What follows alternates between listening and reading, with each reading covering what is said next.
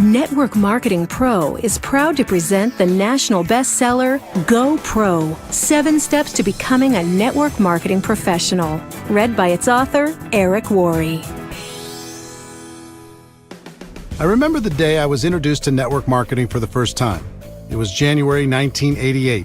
I was 23 years old and selling real estate for a small company owned by my father and his friend, John Joyce. I was newly married with a little boy. I was already behind on my bills and I was scared. The year before, I had earned about $45,000 in real estate commissions, which was a good thing. The problem was that I'd spent about $60,000 and didn't save any money to pay my taxes, which would be due in just a few months. When John Joyce came to my desk that day and said, "Eric, I think I have a way for us to make some extra money," I said, "Tell me more." He went on to say a good friend of his had something to show us and had invited us to his house. So I got in the car with John and my dad and drove over to check it out. When we arrived, he brought us into his living room, popped a tape into his VCR and hit play. I sat and watched this crazy video. It was filled with mansions and limousines and testimonials of people making fortunes virtually overnight. It was so over the top, I just couldn't believe it to be true. So I proceeded to tell everyone I thought it was a bad idea and I wasn't interested. My natural mental filters just couldn't let it in. Then something interesting happened. John and my dad said, "Okay, that's too bad, but we're going to do it anyway." This had a major impact on me because the only thing worse than being broke and in debt was the thought of seeing these two go on to make huge money without me. So I changed my attitude, pulled my dad aside, and asked him if he'd loan me some money to sign up. Thank God he said yes, because deciding to become a network marketing distributor completely changed my life. When I got started, I treated my business like most people do, which is to say I didn't treat it like a business at all. I got in, made some phone calls, and hoped my timing and positioning was enough for me to get lucky and make a few bucks. And at first it worked. I did make some money, and it was very exciting, although I have to disclose something to you. For those first few months, my entire strategy was to quickly call all of my dad's contacts before he had time to get to them. I thought if I called them, told them my dad and John Joyce were involved, and got them to a meeting or to watch a video, then if they were interested, my dad wouldn't fight over who got the credit, since I was in his organization. I had limited success with this, but as you can imagine, it didn't last long. So 3 months after I got started, my network marketing income dried right up. And when it did, my positive attitude completely went away. I started to blame everything and everyone for my lack of success. My upline wasn't giving me enough help. The company didn't provide adequate training. I didn't know enough people. No one would respect me because I was so young. I blamed the product. I blamed the company. I blamed the economy. I blamed everyone but myself. But I had a big problem. Blaming the world wasn't helping to pay my bills, and I'd walked away from real estate after that first commission check. It was going to take too long to get a real estate commission, and I had no college degree, so getting a decent paying job was out of the question. The only place I could go to create some cash flow was back to network marketing. So I put my head down and went to work. At first, it wasn't easy. In fact, in my first 3 years, I rebuilt my organization 7 times. I'd build it up and it would crash, and I'd build it up again and it would crash over and over and over again. After those first 3 years, I was more than discouraged. I'd almost lost hope. Then something happened that changed my life. Actually, it was a combination of 2 things. It was the night before a company convention, and I was watching a news program on television. They had a guest who was an expert on a topic I can't recall now.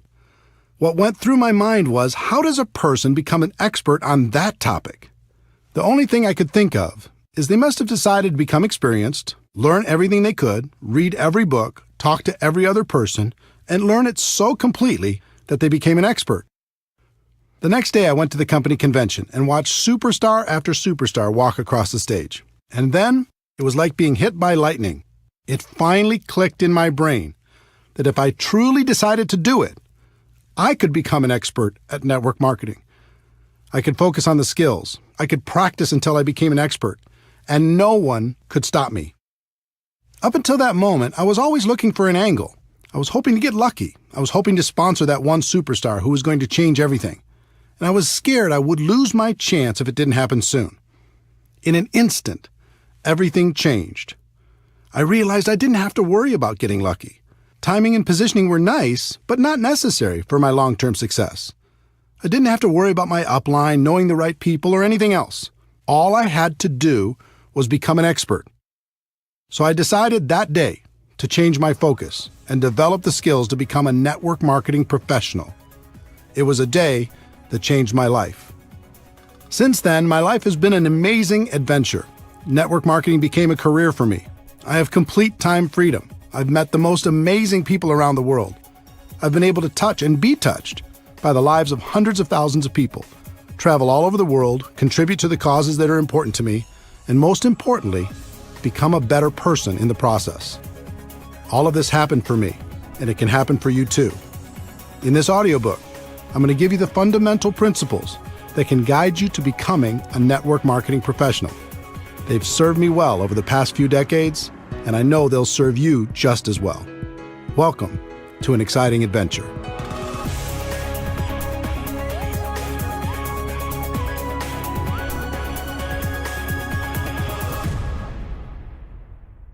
Chapter 1.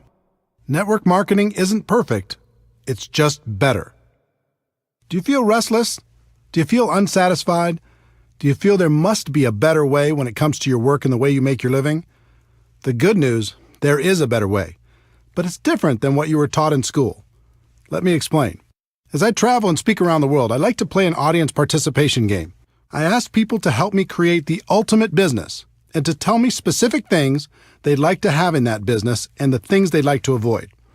It always makes for a very interesting list. If we were face-to-face, I'd do the same thing with you now, but since we're not, let me summarize what people from over 30 countries have told me while creating what I like to call the perfect career list. People usually start naming things they don't want. No boss, no commute, no alarm clock, no employees, no politics, no compromises, no discrimination, no educational requirement. And then as people start to use their imagination in a more positive way, they start to visualize some positive attributes. Something positive, great product or service, unlimited income, residual income, enjoy the people you work with, time freedom, something meaningful, personal growth, lots of perks, international, contribution to worthy causes, low risk, low startup cost, economy proof, tax benefits, fun. Now you might add some attributes of your own, but wouldn't you agree that's a pretty good start? Imagine being able to enjoy a career with those attributes. All jobs that I know of fall into one of 5 categories: blue collar, white collar, sales, traditional business ownership, and investing. Blue collar careers. Here's the Wikipedia definition of blue collar. A blue-collar worker is a member of the working class who performs manual labor. My definition is somebody who labors to fix something, make something, clean something, build something, or service something or someone. In my life, I've worked many blue-collar jobs, and for anyone who's ever engaged in this line of work, there's a certain satisfaction in a job well done. But here's the big question. Can blue-collar work deliver on the perfect career list? The obvious answer is no. Sure, it can deliver on some of the attributes. It might have a great product and a low startup cost or any number of other individual items on the list. But if you really look at it, blue collar just can't get you where you want to be. Not the perfect career. White collar careers. Here's the Wikipedia definition of white collar. The term white collar worker refers to a person who performs professional, managerial, or administrative work, in contrast with a blue collar worker whose job requires manual labor. Typically, white-collar work is performed in an office or cubicle. My definition is a person who's employed by someone else to do work other than manual labor or sales. Many people choose a white-collar career as it's one of the most socially acceptable of the options available. It has long been viewed as the safe and secure option. Recently, that's changed. The implied contract that if you're loyal to the company will be loyal to you is long gone. I've also been a white-collar worker in my career. In my experience, there are 2 types of people who do this type of work: achievers and hiders. Achievers are the people who want to perform at a high level. They are ambitious, motivated, and energetic. They are full of ideas and want to move up the corporate ladder, which are great attributes to have. But there is a downside for the achiever. The moment a person decides to be an achiever, they become a target. Their boss sees them as threatening to their job, so they start to hold them down or take shots at their reputation.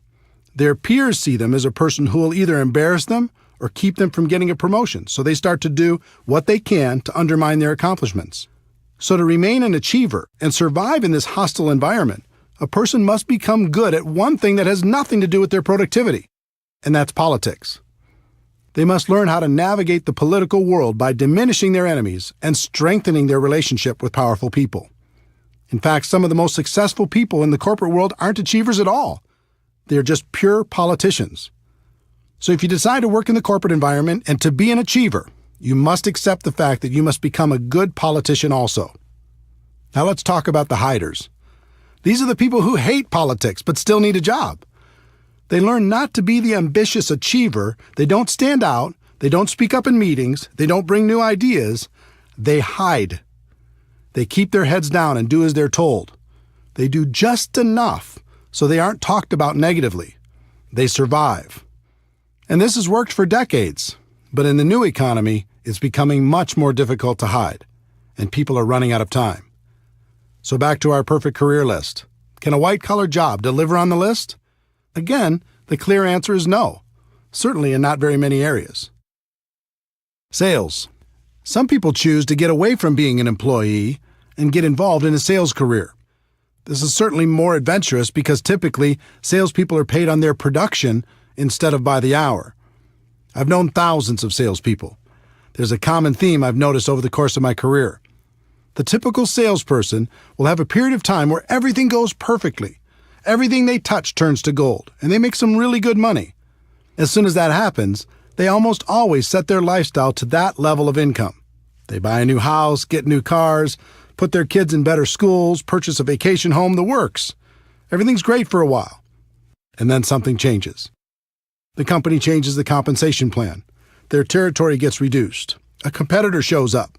They lose their best customer. The economy goes into recession. New technology makes their offer less valuable, or government regulations change their industry. These are just a few examples. There are hundreds more reasons why the salesperson's world could, and probably will, get more complicated. When that happens, with the big lifestyle they've developed, now 40 hours a week isn't enough to pay the bills. So they go to 50 hours a week, and then 60, and then 70.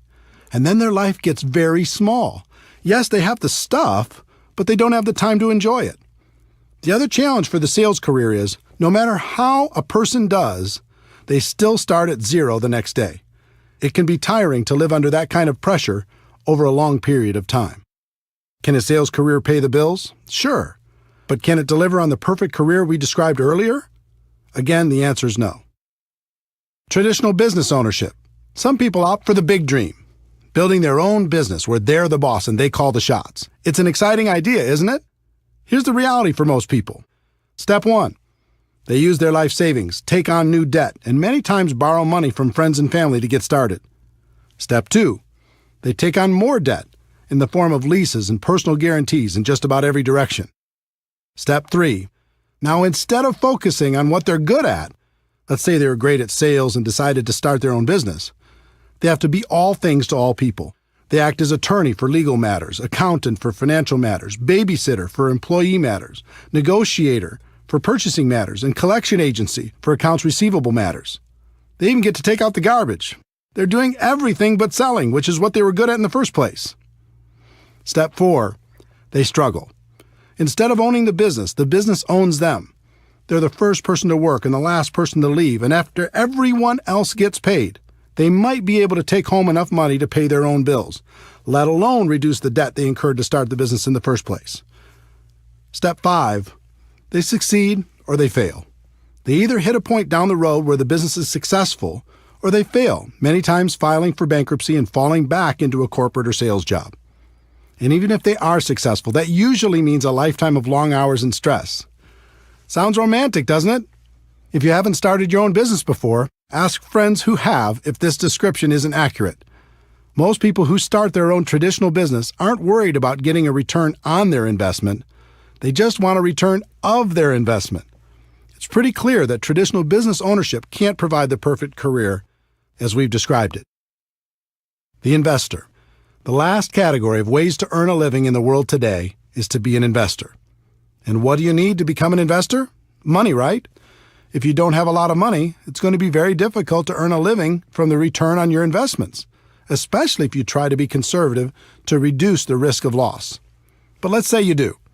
What's the next thing you need in order to be a successful investor? You need to have incredible knowledge and skill. I know more people than I could count who were skillful real estate investors over the years. But when things radically changed in the real estate market, their skill couldn't help them. They lost big. Would you like to invest in someone's traditional small business? Good luck. In most cases, you won't be an investor. You're more likely to be a philanthropist. How about the stock market? People do great there, don't they? A few do, at least from time to time. But I know more people who've lost than have won, especially in the past decade. It's very difficult to have guaranteed returns when you're not in control. And trust me, as an investor, you are not in control. Anything can happen, and it can happen overnight. Let me tell you a story to illustrate that point. In late 2001, I was living large. I'd sold a company I co-founded and was working as a very highly paid consultant. For my part of the sale, I received approximately 170,000 shares of stock in the new company. It was publicly traded on the New York Stock Exchange and selling for about $44 a share, which meant the value of my stock was around $7.5 million. I had big income and a great portfolio. Life was good. I used part of the stock to secure a home construction loan of about $2 million for a dream house I was building. As for the rest, I didn't diversify because I knew the company was in great shape with a good product and an amazing sales force. Then something out of my control happened. Overnight, the stock went to $37 a share because a group of investors had targeted the company and shorted the stock.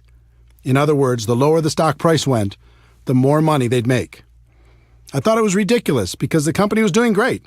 So I bought some more shares at $37, using my existing shares as collateral, knowing the price would go back up. It went to $33. I bought more shares. It went to $27. I started getting margin calls, which meant if I didn't send them money, they were going to start selling my shares to cover the losses. I didn't have it to send. The stock continued to go down. It went all the way to $10 a share, and my $7.5 million was gone. Poof. All in less than 90 days. Now, the stock eventually came back and the company was taken private for $65 a share, but I wasn't there to capitalize on it. I was wiped out. Could I have been smarter? Sure. Did I make mistakes? Absolutely. But here's the lesson. If you're going to be an investor, you have to accept that things will be taken out of your control from time to time. And when that happens, it can be very expensive.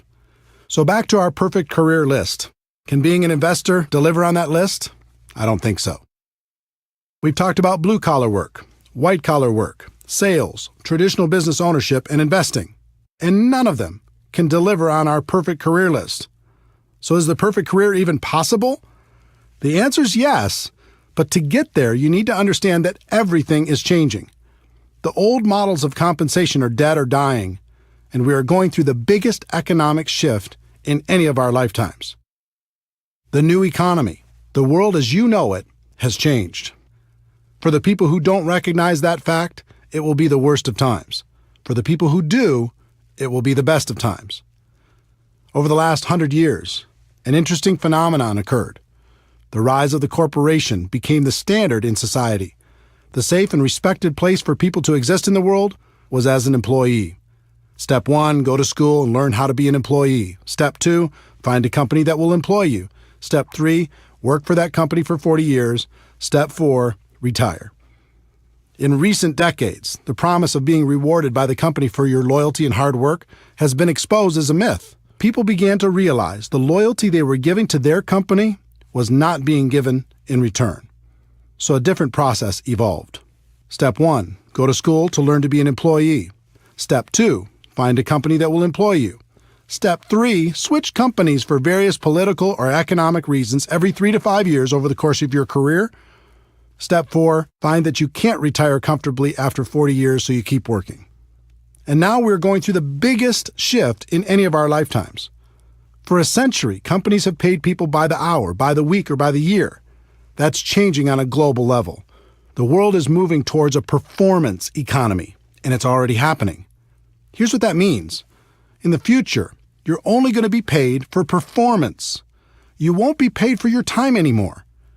Servers in the food industry already live in this model. They get a very low hourly wage required by law, and they make their living through tips based upon their performance. If you can imagine the same model being applied to virtually every job in the world, you'll see what's coming. The person cleaning the rooms in a hotel won't be paid by the hour anymore. They'll be paid by the room. For office workers, here's an example. A person has a $60,000 annual salary.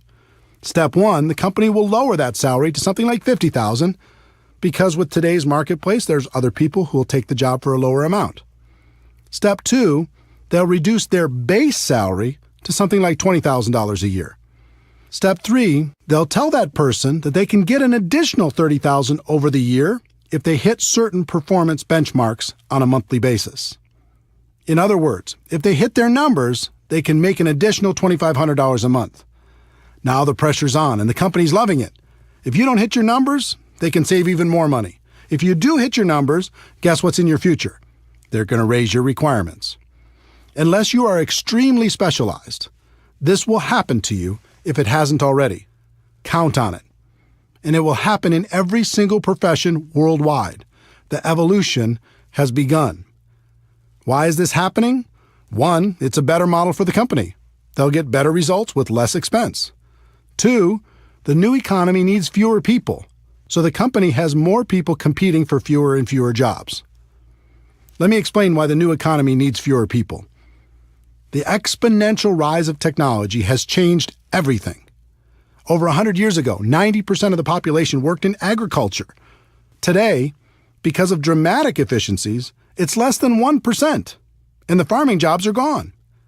Remember customer service call centers where you talk to people? Today, you talk to a machine, and those jobs are gone. Remember when companies had a massive amount of salespeople? Now people order online, and those sales jobs are gone. Remember Blockbuster Video and all of its employees? Now people watch movies on their handheld or tablet devices, and those jobs are gone. I love books, but go to your local bookstore while you can. They'll be history soon, and so will the jobs provided by those stores.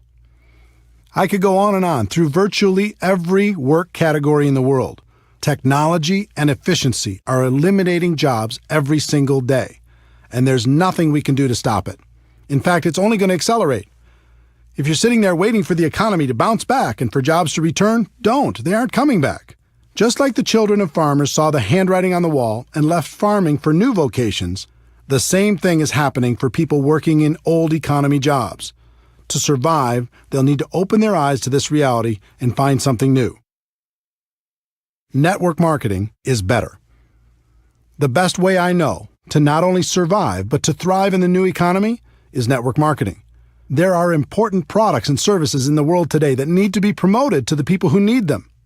Consumers still need to be educated. Companies have choices. They can dive into the ever-fragmented world of advertising to get the word out. They can hire a large and expensive sales force to sell their products or services, or they can utilize network marketing to tell their story to the world. More and more, companies will choose to use network marketing because it fits the new economy. They can provide all the corporate support and paid distributors on a purely performance basis to promote their products. It's extremely efficient because in the new economy, word-of-mouth advertising continues to work better than any other form of promotion. The company can just take the money they would have spent on advertising and promotion and pay it to their distributors to spread the word. What that means for you as an entrepreneur is that you can receive all the benefits of traditional business ownership without the typical risks. And there will be no cap on your income because network marketing companies want you to make as much as possible. If you're going to be paid for performance anyway, why live with the cap? The catch to network marketing. This all sounds great, and it is. But there's a catch that most people won't tell you. Here it is. You must accept a temporary loss of social esteem from ignorant people. That means for a while, people still living in and trying to function in the old system will think less of you. They won't understand. They'll think you're crazy for being involved in network marketing. And actually, the word accept isn't completely accurate. You need to do more than that. You need to embrace the temporary loss of social esteem from ignorant people. You are seeing the future before it becomes apparent to everyone else. You are the smart one. You are the person taking action to live a better life. There's a reason why people will think less of you, and it's not just because they're stuck in the old system. Let me see if I can help you better understand this, because if you decide to make network marketing your profession, it's important to know. Most people have either joined a network marketing company or know someone who has. This is what goes through the mind of virtually every person who decides to get involved. I can think of 5 or 6 people who might do this too. My sister'd be great. My friend loves this kind of thing. I know this other person who'd be amazing. Okay, I'll join. In other words, they aren't joining a profession. They're just hoping to get lucky, sign up a few people to cover their own startup costs, and sit back and wait for the money to roll in. The allure of being paid for someone else's efforts is powerful, but often badly misunderstood. They haven't started a real business. They just purchased a glorified lottery ticket. Imagine a lottery ticket with 6 scratch-off spots. Those spots represent each of the people the new person thinks will certainly join. They approach those people and try to get them to join. And because of their lack of skill, most of them end up with nothing, just like the lottery ticket. This becomes just another lost opportunity. And since they've acted in unskilled ignorance, they may have damaged some friendships as well. So they rip up the ticket. And instead of taking responsibility for not really starting their business, they blame network marketing and make sure to tell the world, look, I've been there. I've done it. I talk to every person I know, and network marketing just doesn't work. Save your money. That's what you're dealing with if you choose this as a profession. The opinions of ignorant people who think they've done it right and it doesn't work. If that's going to be too hard to handle, then network marketing isn't for you. But if you can embrace it, the world is yours. The people who embrace this get paid big money. Companies will pay unlimited amounts to people who can help blind people see, who can educate the ignorant, and who can build a community of like-minded people. Some people like to say perception is reality. I hate that saying. All great leaders in the world have ignored it for centuries. What if Nelson Mandela had said perception is reality? What if Martin Luther King Jr. had said perception is reality? What if Steve Jobs had said perception is reality? The great leaders of the world said, reality is reality, and I'm going to do everything possible to help people understand that fact. The truth is, network marketing isn't perfect. It's just better. And that's reality.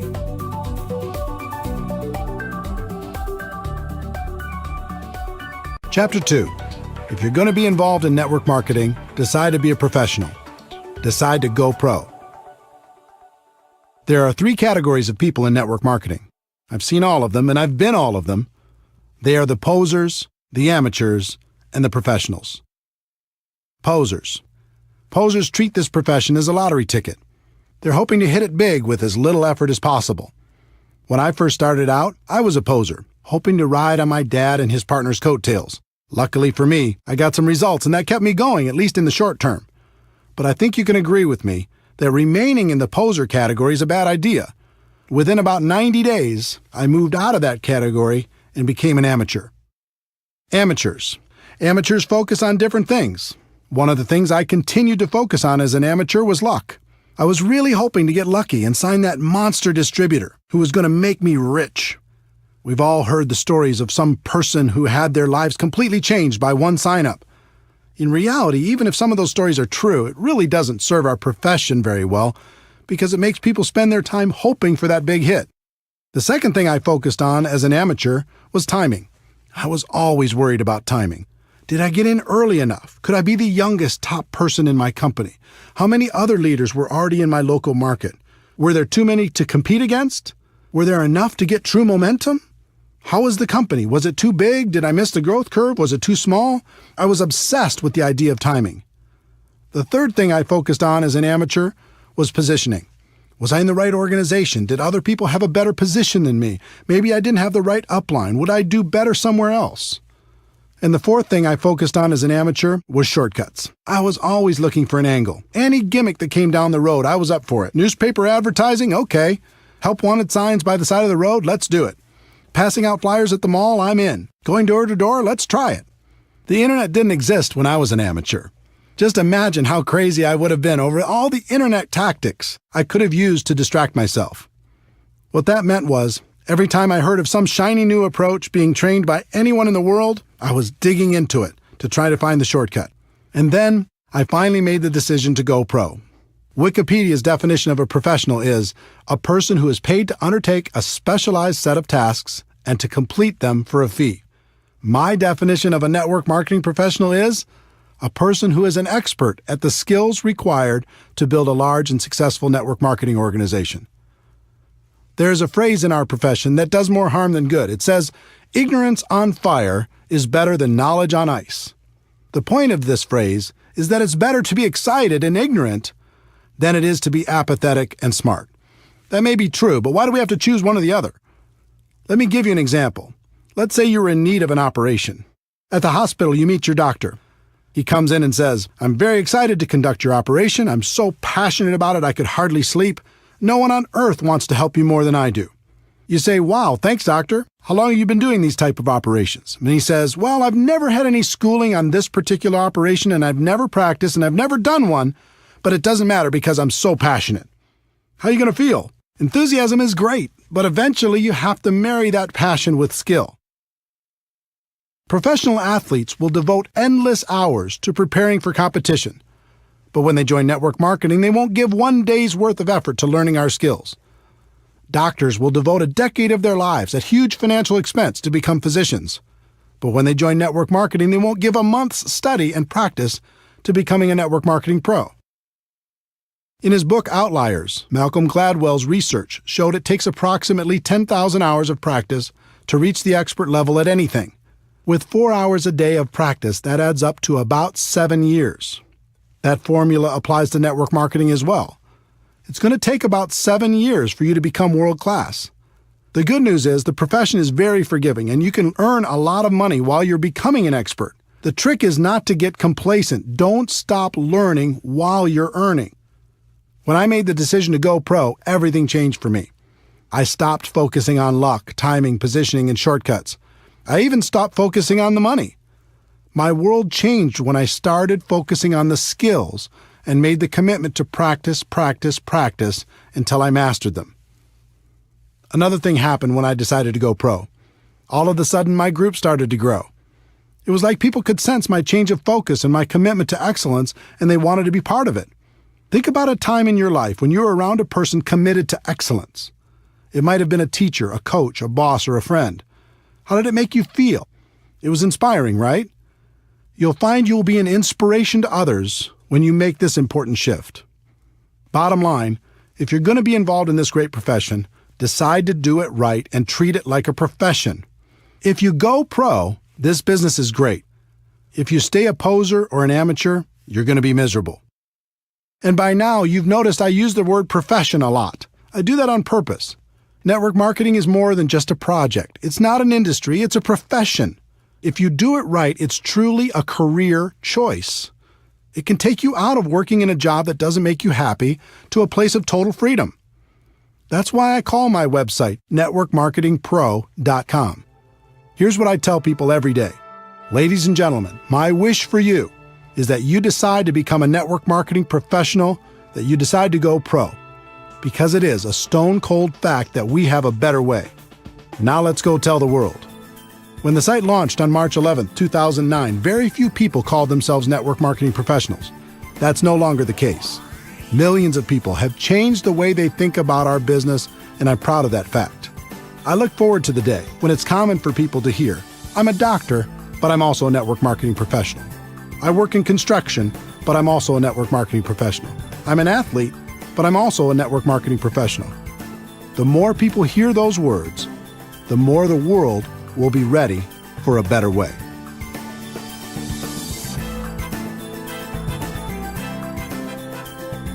Chapter 3. Like any profession, you'll need to learn some skills. I hope by now I've been successful at convincing you that network marketing is a better way.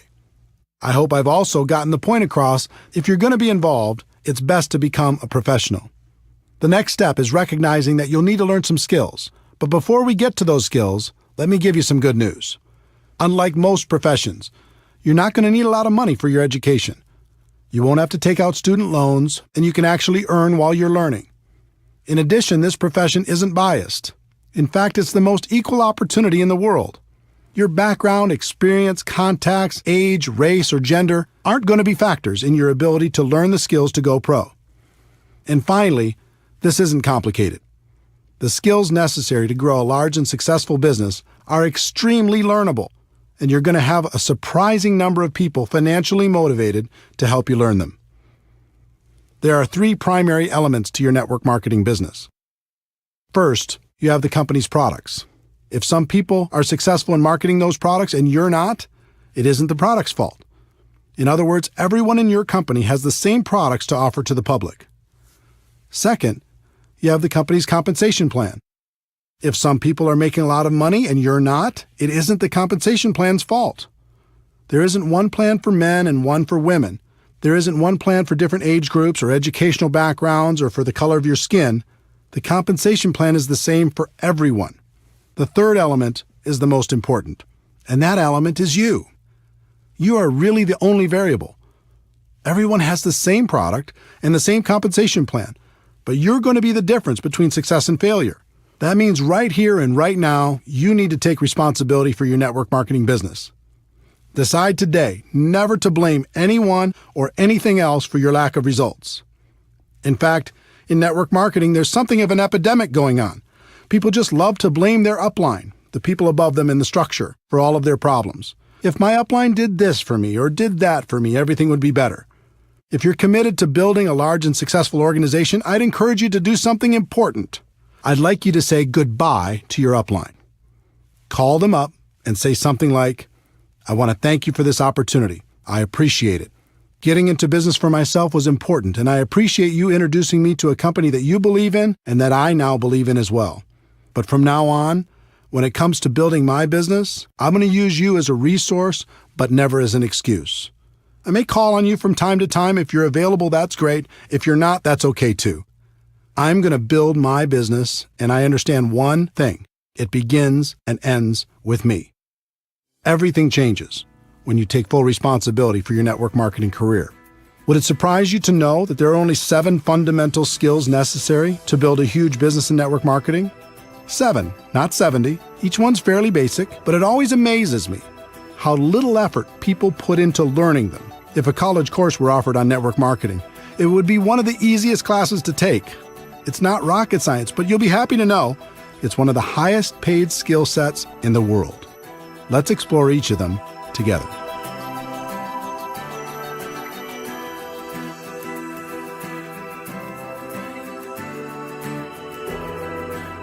Chapter 4. Skill number 1, finding prospects. When people look at network marketing, one of their big questions is, do I know anybody? They believe if they know a lot of people, they can have lots of success, and if they don't know a lot of people, they don't have a chance. It sounds logical, but it's just not true. As I mentioned in Chapter 2, there are 3 kinds of people in network marketing: posers, amateurs, and professionals. When it comes to finding prospects, the posers will make a mental list of 3 or 4 or 5 people they hope will join their business, and their entire future is based upon the response of those few people. If they're lucky enough to get one of them, they can extend the life of their career for a short time. They might even make another mental list of 3 or 4 people. Hopefully, they'll eventually decide to stop being a poser and upgrade to the amateur ranks. Would it surprise you to know that approximately 80% of all the people who join network marketing approach the task of building a business as posers? It's true. 8 out of 10 distributors first approach their business with the poser mentality. They make a small mental list and see what happens. They never set out to develop the necessary skills. Your job is to make sure you're not one of them and to help your team do the same. Educate people. Help them understand how powerful this opportunity can be if they treat it with respect.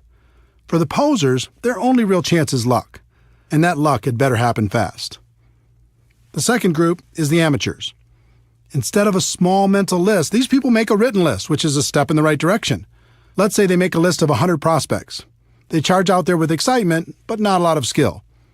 They begin prospecting, and their list begins to diminish.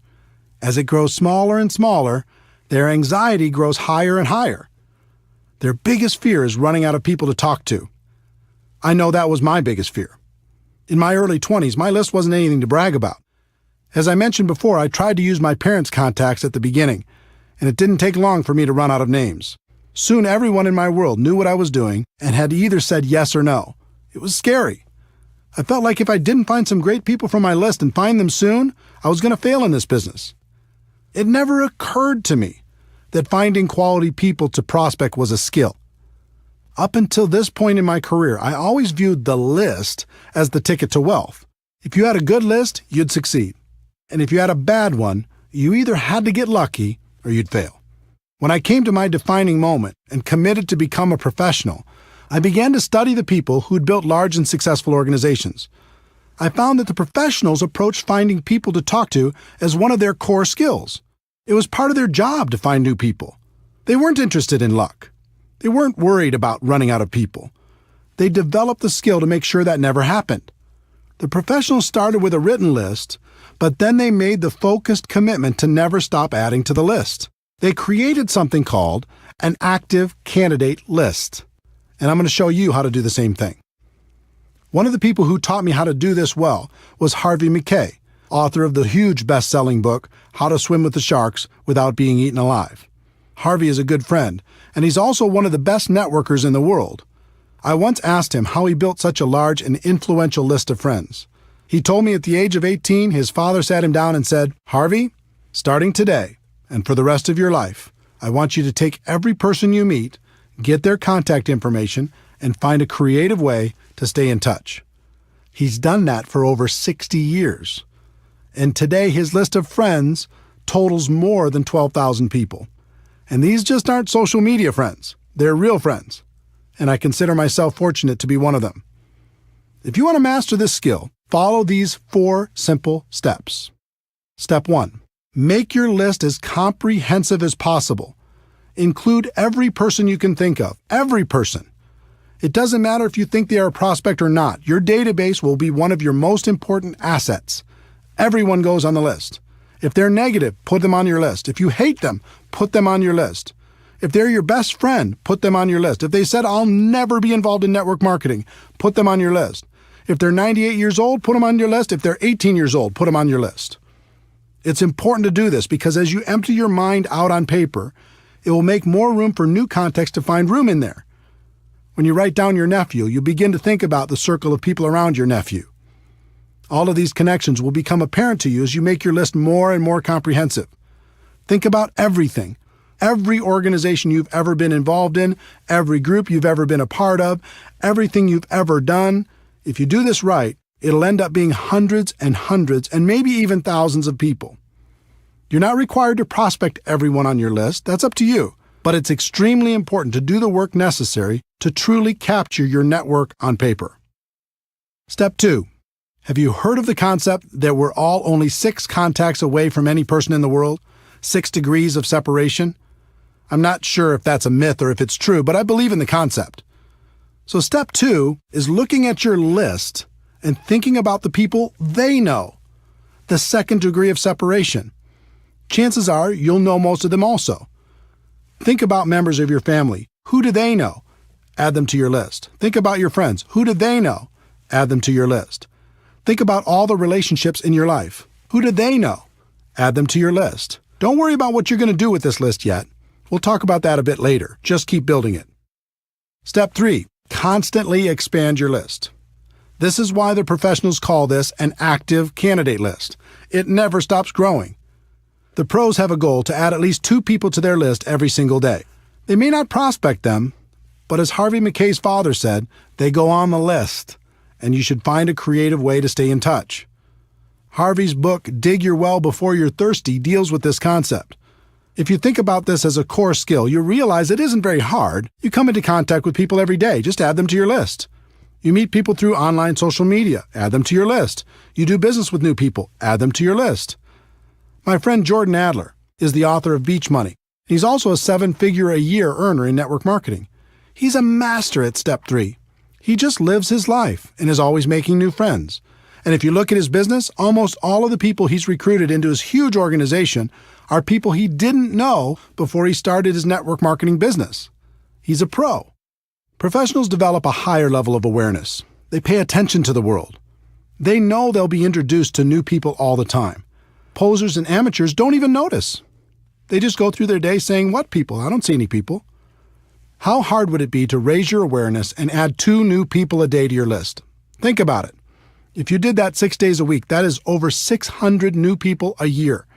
Do that for 5 years, and it's over 3,000 people. Can you see why professionals don't worry about running out of people to talk to? Please understand, I'm not saying you should assault these people with your pitch the moment you're introduced. Some people in network marketing make that mistake, and it's not good. Just add them to your list, make friends, develop a connection, and when the time is right, you can help them understand what you have to offer. Step 4, network on purpose. Professionals network on purpose. It's hard to meet new people if you're hiding from the world. Get out there, have some fun, join a new gym, have fun with a new hobby, volunteer for a cause that's important to you. Find places and organizations where you can meet new people. Not only will it be good for your business, but you'll also make some great friends.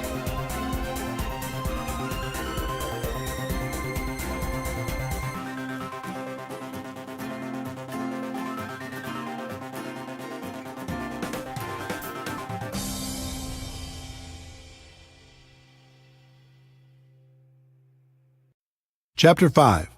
Skill number 2. Inviting prospects to understand your product or opportunity. Once you've identified your prospects, the next skill is learning how to properly invite them to find out more about your product or opportunity. This is by far the most critical skill to develop. I call it the gateway skill for network marketing. If you aren't successful in getting anybody to take a look, then we can guess what your future will look like in MLM. Most people think you must start off with a great reputation and have a lot of influence with others for them to take a look at your opportunity. It's just not true. When I first started in 1988, I had no reputation and no influence. I barely escaped high school, attended one semester of community college before dropping out, and had a total of 18 jobs, all before the age of 23. Do you think I had a lot of respect in the community? I had zero. And since I was a $5 to $10 an hour person, all of my friends were the same, so they weren't much help. Most of them were still living with their parents. But I was desperate, and I was scrappy. In the beginning, I made up in numbers what I lacked in skill. I called everyone I knew, and I gave them my pitch. A few of them joined. Most didn't. I placed ads in the local newspaper. I gave all of the people who responded my pitch. From all of that activity, a few joined. Most didn't. I tried everything. I was like a hunter with the goal of bagging an elephant. I went around with my gun/opportunity in my hand and shot at everything that moved. I didn't really care about relationships. All I cared about was getting the new recruit. My attitude was some will, some won't, so what, next. But because I was a hunter, everyone around me felt hunted, and they started to avoid me, and it wasn't fun.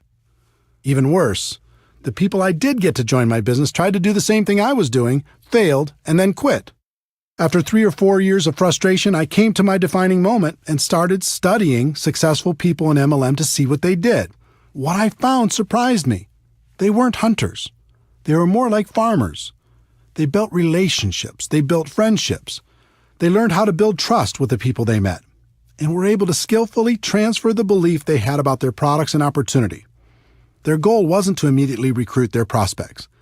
Their initial objective was to educate their prospects on what they had to offer, and then let those prospects decide if it was something they wanted to do. This was a huge switch in strategy for me, and I began to look at things differently.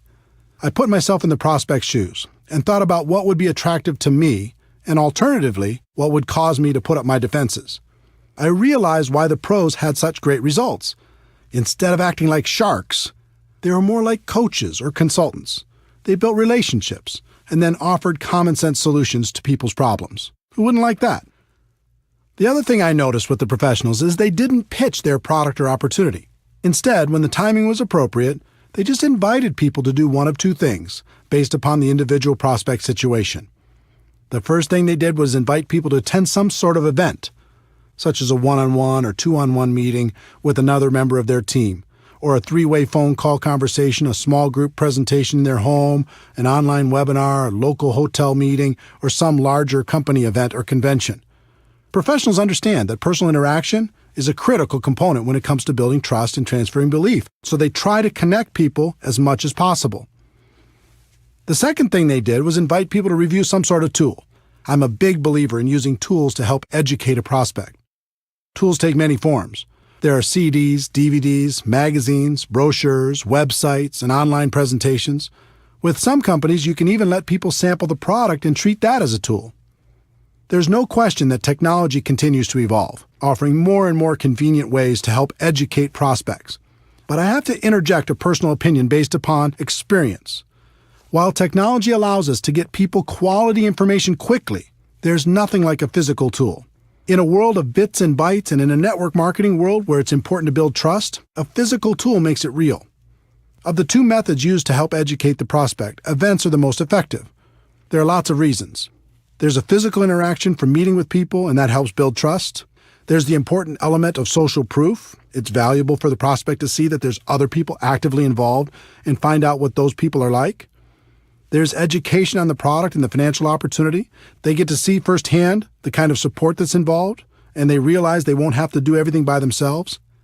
In most cases, there's an excitement and urgency at these events, and they get to hear stories of how things are going for other people. Those are some of the benefits. The only downside to events is they can be difficult to schedule and confirm, especially for a brand new person. If you don't have the skills, it's fairly common to invite 20 people and have 1 or 2 show up, and that can be very discouraging. For building a large and duplicating organization, I've found that a tool is a better first step. Remember, our goal is education and understanding. We want people to know what we have and understand how it can benefit their lives. A tool is a great way for people to become educated and hopefully excited in the middle of their busy lives.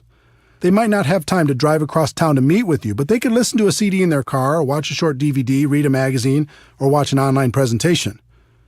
If you were to look back at my career, you'd see that tools changed everything for me. In 1990, my company came out with a video that was dynamic and exciting. Even though it was wildly expensive at $15 each, back then it was worth it. Because when you learned how to invite people to watch that video, the results were dramatic. Everyone in the company became focused on a daily method of operation that centered around inviting people to watch our video. We allowed no distractions. Our entire culture revolved around this strategy, and our growth went through the roof. Events were still very important, but they were a second step after a person watched our video. By adopting this new approach, my organization finally broke out, and I was able to enjoy the experience of having a group that grew with or without me. It was more fun than I can describe. My group grew from a few dozen to a few hundred and then a few thousand. All I did was learn how to successfully invite people to watch a video, follow it up with an invitation to an event, and teach everyone else to do the same thing. The second career breakthrough took the form of an audio cassette. Yes, I said cassette. This was 1992, and that's all we had. The company was launching something new and exciting, and this time I personally recorded an audio that explained the opportunity in detail. We sold it for 50 cents a piece, which covered our costs, and in less than 1 year, that little audio cassette sold over 1 million copies. We taught people how to invite prospects to take that cassette, put it in their car, and listen to it right away. The results were amazing. We trained people to get 100 cassettes at first, get them out to everyone they knew, and then had them focus on getting out 2 a day after that. Using that simple system, my income grew to almost $1 million a year. Different companies use different tools and event strategies to grow their business. Some use home parties, some use online presentations, some use one-on-ones with magazines and flip charts. Find what's working best in your particular company, develop your daily method of operation, and then train your people how to effectively do the same and invite their prospects to plug in. As a professional, you're going to be inviting your prospects to review a tool or attend an event. Here's what you're not going to be doing. You're not going to be pitching people and trying to dazzle the world with your wisdom. That approach will feed your ego, but steal from your bank account. Let me give you my formula for financial independence in network marketing. Your ability to get a large group of people to consistently do a few simple things over an extended period of time. It was this formula that helped me break out of network marketing mediocrity, and it will help you do the same. For years, I focused and depended on my ability to persuade other people to join me. Then I graduated to finding a few key leaders I could train to do what I was doing. And finally, I learned the formula I just gave you and began to focus on getting a large group of people to consistently do just a few simple things and to keep doing them. When that happened, everything changed for the better. Those are the fundamentals. Let's take a moment to talk about the emotions of inviting. There are 4 basic rules. Rule number 1. You must emotionally detach yourself from the outcome.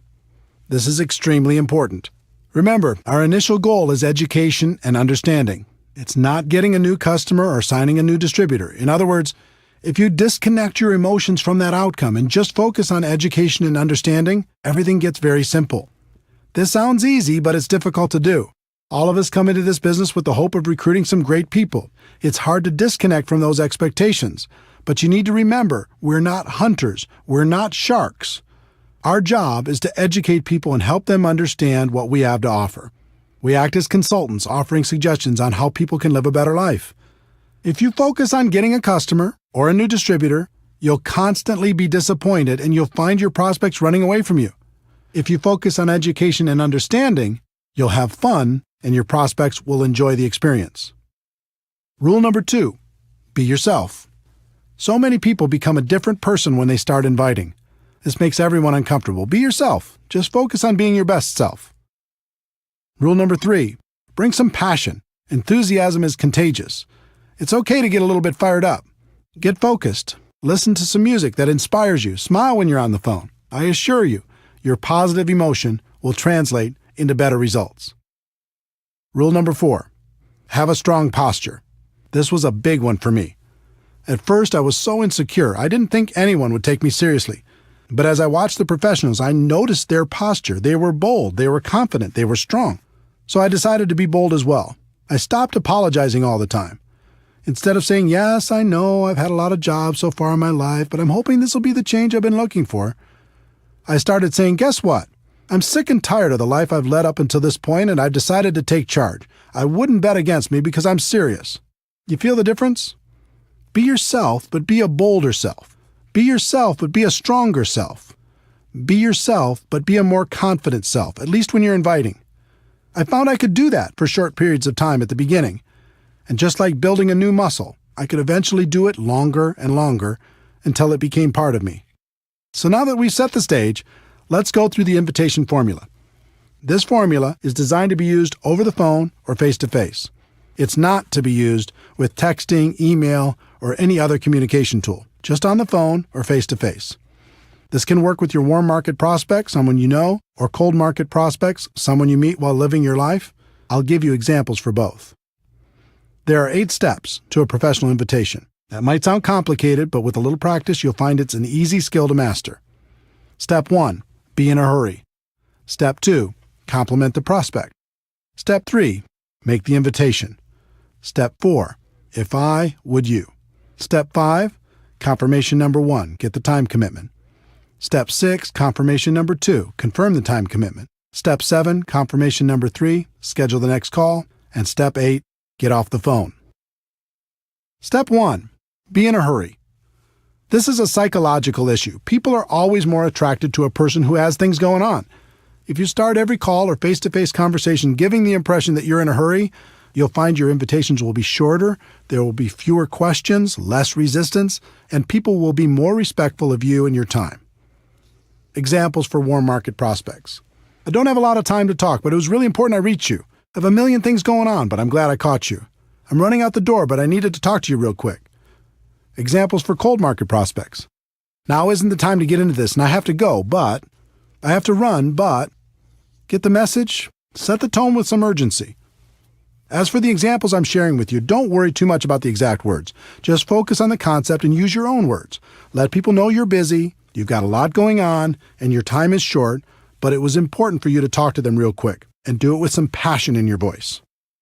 Step 2, compliment the prospect. This is critical. The sincere compliment, and it must be sincere, opens the door to real communication and will make the prospect much more agreeable about hearing what you have to say. Examples for warm market prospects. You've been very successful, and I've always respected the way you've done business. You've always been supportive of me, and I appreciate that so much. Great to use with family and close friends. You have an amazing mind for business and can see things other people don't see. For as long as I've known you, I thought you were the best at what you do. Examples for cold market prospects. You've given me some of the best service I've ever received. You're super sharp. Can I ask what you do for a living? You've made this a fantastic experience. The key to the compliment is it must be sincere. Find something you can honestly use to compliment your prospect and use it. This simple step will literally double your invitation results. When you start with urgency and a compliment, it becomes very difficult for a person to react negatively to your invitation. People don't hear compliments very often. It feels good. You'll find your prospects will become very receptive. If you study the pros, you'll find they are constantly putting people in a good mood through their honest and sincere compliments. It helps to build rapport. It helps to open people's minds. And mostly, it helps achieve our goal of education and understanding. Step 3. Make the invitation. This is a situation where one size does not fit all. There are 3 kinds of invitation approaches for the network marketing professional. The direct approach. This is used when you're inviting people to learn more about an opportunity for them.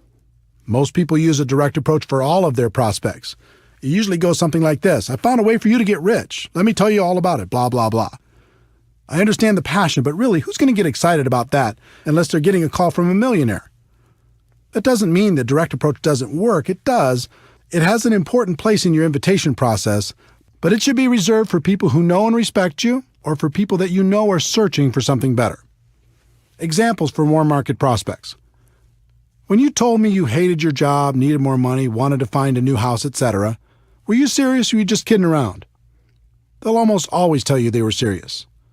Great, I think I found a way for you to get it, solve the problem, make that happen. This is for situations where you know an area of their dissatisfaction, need, or desire. I think I found a way for us to really boost our cash flow. When I thought of people who can make an absolute fortune with a business I found, I thought of you. Are you still looking for a job or a different job? I found a way for both of us to start a great business without all the risks. Let me ask you a question off the record. If there was a business you could start working part-time from your home that could replace your full-time income, would that interest you? Examples for cold market prospects. Have you ever thought of diversifying your income? Do you keep your career options open? Do you plan on doing what you're doing right now for the rest of your career? You can follow these cold market scripts or any variations with the following. I have something that might interest you. Now's not the time to get into it, but. The indirect approach. This is another powerful tool to help people get past their initial resistance and educate them on what you have to offer. The indirect approach is about asking the prospect for help, input, or guidance. I used this approach extensively and with great success when I first started out. Because of my lack of credibility at age 23, I couldn't get much success with a direct approach, so I learned to play myself down and play up to the prospect's ego. It worked incredibly well, and it still works today. Examples for warm market prospects. I've just started a new business and I'm really nervous. Before I get going, I need to practice on someone friendly. Would you mind if I practiced on you? This is a great approach for family and close friends. I found a business I'm really excited about, but what do I know? You have so much experience. Would you look at it for me if I made it easy on you? And let me know if you think I'm making the right move. A friend told me the best thing I could do when starting a business is to have people I respect take a look at it and give me some guidance. Would you be willing to do that for me if I made it simple? Examples for cold market prospects. When you meet someone from another city, state, or country, and if your company does business there, you can say, "My company is expanding in your area. Would you do me a favor and take a look at it and let me know if you think it would work where you live?" When you meet someone who might provide good input on your product, you can say, "I've started a business with a product I think makes a lot of sense, but I'd like to get your input. Would you be willing to check it out and give me your opinion?"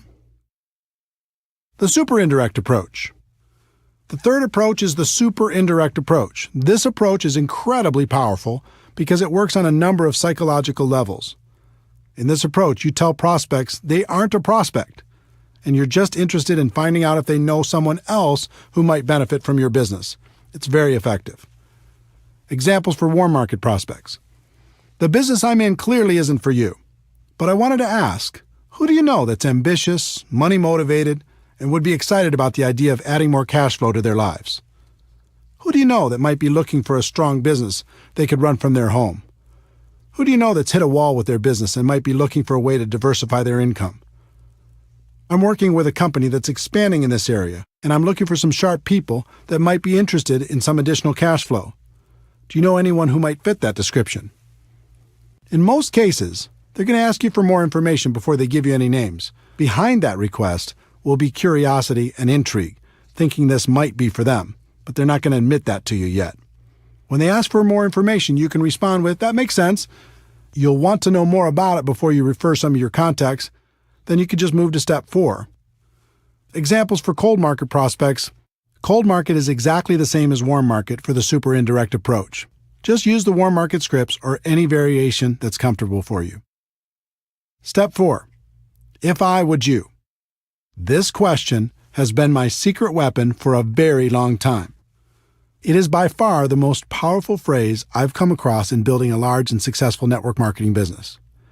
If I gave you a DVD, would you watch it? If I gave you a CD, would you listen to it? If I gave you a magazine or some other printed material, would you read it? If I gave you a link to a website with a complete presentation, would you check it out? If I invited you to a special invitation-only webinar, would you attend? If I invited you to a special invitation-only conference call, would you listen in? This question is so powerful, and for a number of reasons. First, it's reciprocal. You're saying you'll do something if they'll do something. As human beings, we're hardwired to respond positively to these types of situations. Second, it puts you in a place of power. You're in control. You're not begging. You're not asking for favors. You're simply offering a value exchange. And third, it implies that you have something of value to offer. You're saying that you will do something, but not unless the other person will do something in exchange. When you value what you have, people will respect you. When I first started, I didn't know about this magical question. I just said things like, I really, really, really want you to watch my video, try my product, listen to the CD, etc. You can imagine the results. The whole psychology of it is weak. If you use if I would you, you're having a business conversation. If you use I really, really, really want you, now you sound desperate, and a desperate distributor is not attractive. If you've used this approach, you already know what I'm talking about. If I would you gets results. It gets people to say yes. It helps prospects see what we have in a different light. Remember, our goal is education and understanding. If I would you helps us achieve that goal. If you started the call with urgency, complimented the prospect, made the invitation, and asked if I would you, their answer will be yes almost 100% of the time, and you can just go to step 5. If they ask for more information first, just respond with, I understand you want more information, but everything you're looking for is on the CD, DVD, printed piece, link, etc.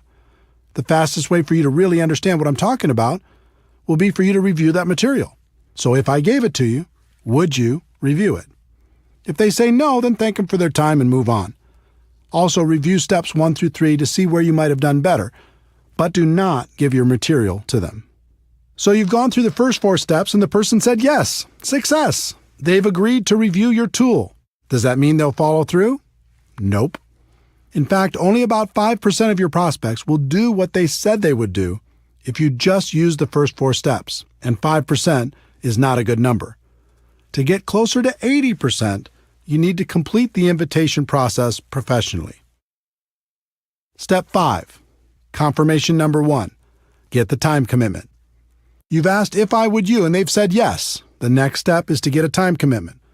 When do you think you could watch the DVD for sure? When do you think you could listen to the CD for sure? When do you think you could read the magazine for sure? When do you think you could watch the link for sure? Don't suggest a time for them. That's another mistake I made early on in my career. Just ask the question and wait for them to respond. This question makes them think about their schedule and their commitments, find a place to review your tool, and communicate that back to you. In other words, it makes it real. When you first asked if I would you and they said yes, it was someday. When you get the time commitment, it starts to be real. The only thing that matters is that they give you a time. It doesn't matter what that time is. Let them think about their schedule and tell you when they will have reviewed the materials for sure. About 90% of the time, they'll give you an answer. The other 10% of the time, they'll be vague, saying something like, I'll try to do it sometime. If they do that, then tell them, I don't want to waste your time or mine. Why don't we just lock in a time when you'll have seen it for sure? Remember, they've already said they'll review it in step 4. This is just confirming the time. The key to all of this is that they've now said yes twice. The first time when they answered if I would you, and the second time when you received a time commitment from them. So now you can give them the tool, right? Wrong. You're not done yet.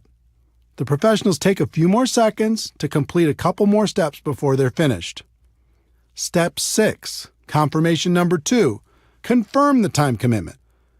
If they tell you they'll watch the DVD by Tuesday night, your response should be something like, so, if I call you Wednesday morning, you'll have seen it for sure, right? If they say they'll listen to the CD by Thursday morning, your response should be, so if I called you sometime later in the day on Thursday, you'll have listened to it for sure, right? If they say they'll watch the link by July 1st, Your response should be, "So if I call you on July 2nd, you'll have looked at it for sure, right?" They will either naturally say yes or they will adjust the time slightly. In any case, the significance of step 6 is now they've confirmed 3 times and they are much more likely to follow through. And the key is, this isn't an appointment you've set.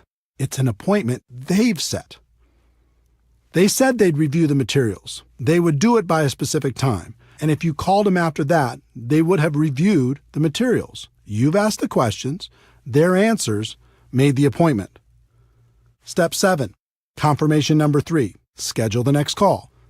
This step is simple. Just ask, what's the best number and time for me to call? They'll give you what works best for them, and now you have a real appointment. All you have to do is be sure to remember to call when you said you'd call. They've said yes 4 times. The whole invitation took a few minutes, and your chances of achieving your goal of education and understanding has gone from about 5% to about 80%. Step 8, get off the phone. Remember, you're in a hurry, right? Once you've confirmed the appointment, the best thing to say to someone is something like, "Great, we'll talk then, gotta run." Too many people make the appointment and then unmake it by talking and talking and talking. Remember, our goal is education and understanding, and we're going to let the third-party tool do most of the work. Here are some examples of all 8 steps. A person you know who hates their job, direct approach. "Hey, I don't have a lot of time to talk, but it was really important I reach you. Listen, you're one of the most financially intelligent people I know, and I've always respected that about you. When you told me you really didn't like your job, were you serious or were you just kidding around?" They say they were serious. "Great, I think I found a way for you to create an exit strategy. I have a CD that describes what I'm talking about better than I can. If I gave you this CD, would you listen to it?" They say yes. "When do you think you could listen to it for sure?" They say Tuesday. "So if I call you Wednesday morning, you'll have reviewed it for sure, right?" They say yes. "All right, I'll check back with you then. What's the best number and time for me to call?" They give me the information. "Got it. We'll talk then. Gotta run. Thanks." A good friend, indirect approach. "Hey, I'm running out the door, but I needed to talk to you real quick. Do you have a second?" "Great. Listen, you've always been so supportive of me, and I appreciate that so much. I've just started a new business, and I'm really nervous. Before I get going, I need to practice on someone friendly. Would you mind if I practiced on you?" They say sure. "Great. If I gave you a DVD that laid out the information in a professional way, would you watch it?" They say yes. "It's about 15 minutes long. When do you think you could watch it for sure?" They say Thursday. "So if I called you Friday morning, you'll have reviewed it for sure, right?" "Fantastic. What's the best number and time for me to call?" They give you the information. "Great. We'll talk then. Gotta run. Thanks." A highly successful person, super indirect approach. "I know you're busy, and I have a million things going on too, but I'm glad I caught you. You've been wildly successful, and I've always respected the way you've done business. I've recently started something new, and I'm looking for some sharp people. It's clearly not for you, but I wanted to ask, who do you know who's ambitious, money-motivated, and would be excited about the idea of adding a significant amount of cash flow to their lives?" They say they do know some people. "I understand that you'd want to know more about it before you recommend people. I have a DVD that explains exactly what I'm doing and the kind of people I'm looking for. It's brief. If I sent one to you, would you review it?" They say they would. "Thanks. When do you think you could view it for sure?" They say next Monday. "Okay, so if I call you next Tuesday, you'll have reviewed it for sure, right?" "Okay, I'll check back with you then. What's the best number and time for me to call?" They give the information. "Okay, great. Thanks again. I appreciate it so much. Talk to you next Tuesday." A cold market prospect who's done a good job selling you something. Direct approach. "Now isn't the time to get into this, and I have to go, but you're super sharp, and I happen to be looking for some sharp people. Do you plan on doing what you're doing now for the rest of your career?" They say no. "Good. I have something that might interest you. Now isn't the time to get into it, but I have a DVD that explains it all in great detail. If I gave it to you, would you watch it?" They say yes. "When do you think you could watch it for sure?" They say Sunday. "So if I called you Monday, you'll have reviewed it for sure, right?" They say yes. "All right, I'll check back with you then. What's the best number and time for me to call?" They give you their information. "Okay, here it is. Thanks again for the excellent service, and I'll talk to you soon." Are you feeling the flow of how this works? Obviously, there are many possible variations for different kinds of prospects, but I hope these examples help you understand how everything comes together. In terms of scripts, it's best if you get the basic concepts down and don't focus too hard on the exact script. Life doesn't work that way. But if you learn to let your prospect know you're in a hurry, then compliment them, then invite them, then pass on a tool with "if I would you," then confirm using the process I described, and finally get off the phone or complete the invite, you'll do just fine. Remember, in recruiting, there are no good or bad experiences, just learning experiences. On your journey to become a network marketing professional, the best thing that can happen is for you to develop the skills to recruit on demand in any situation. Then you never have to worry about being lucky. So practice, practice, practice.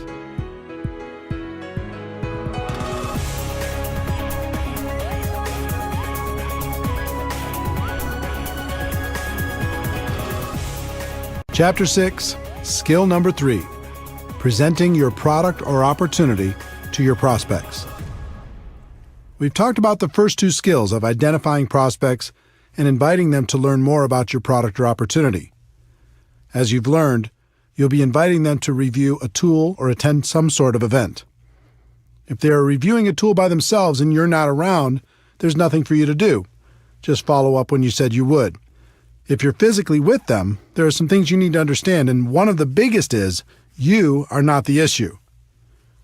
This was a tough one for me to accept.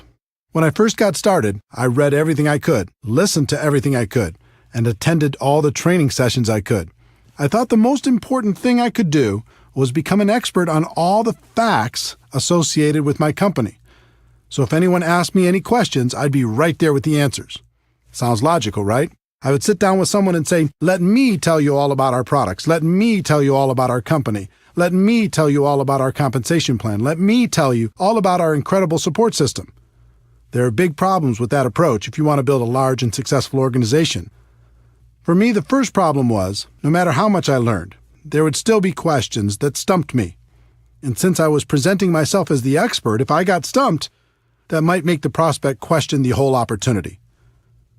The second problem was, most of my prospects knew I wasn't an expert. So when I came to them and presented myself as an authority figure, they knew it wasn't true. It actually made them more skeptical. The third problem was, even if I was successful at becoming an expert, the other distributors in my organization didn't necessarily have that same desire or willingness to learn. As a result, I was the go-to guy for every single presentation. There's no way to create an organization that will duplicate with this approach. And without duplication, network marketing is just a job. In the early days, that's what network marketing was for me, a job. I had no duplication because I made myself the issue. But I was determined, and I started to observe and take careful note of how the most successful distributors did their presentations. The pros never made themselves the issue. More than that, they never presented themselves as an expert. They acted as a consultant who connected the prospect to tools, events, or other distributors to help them become educated.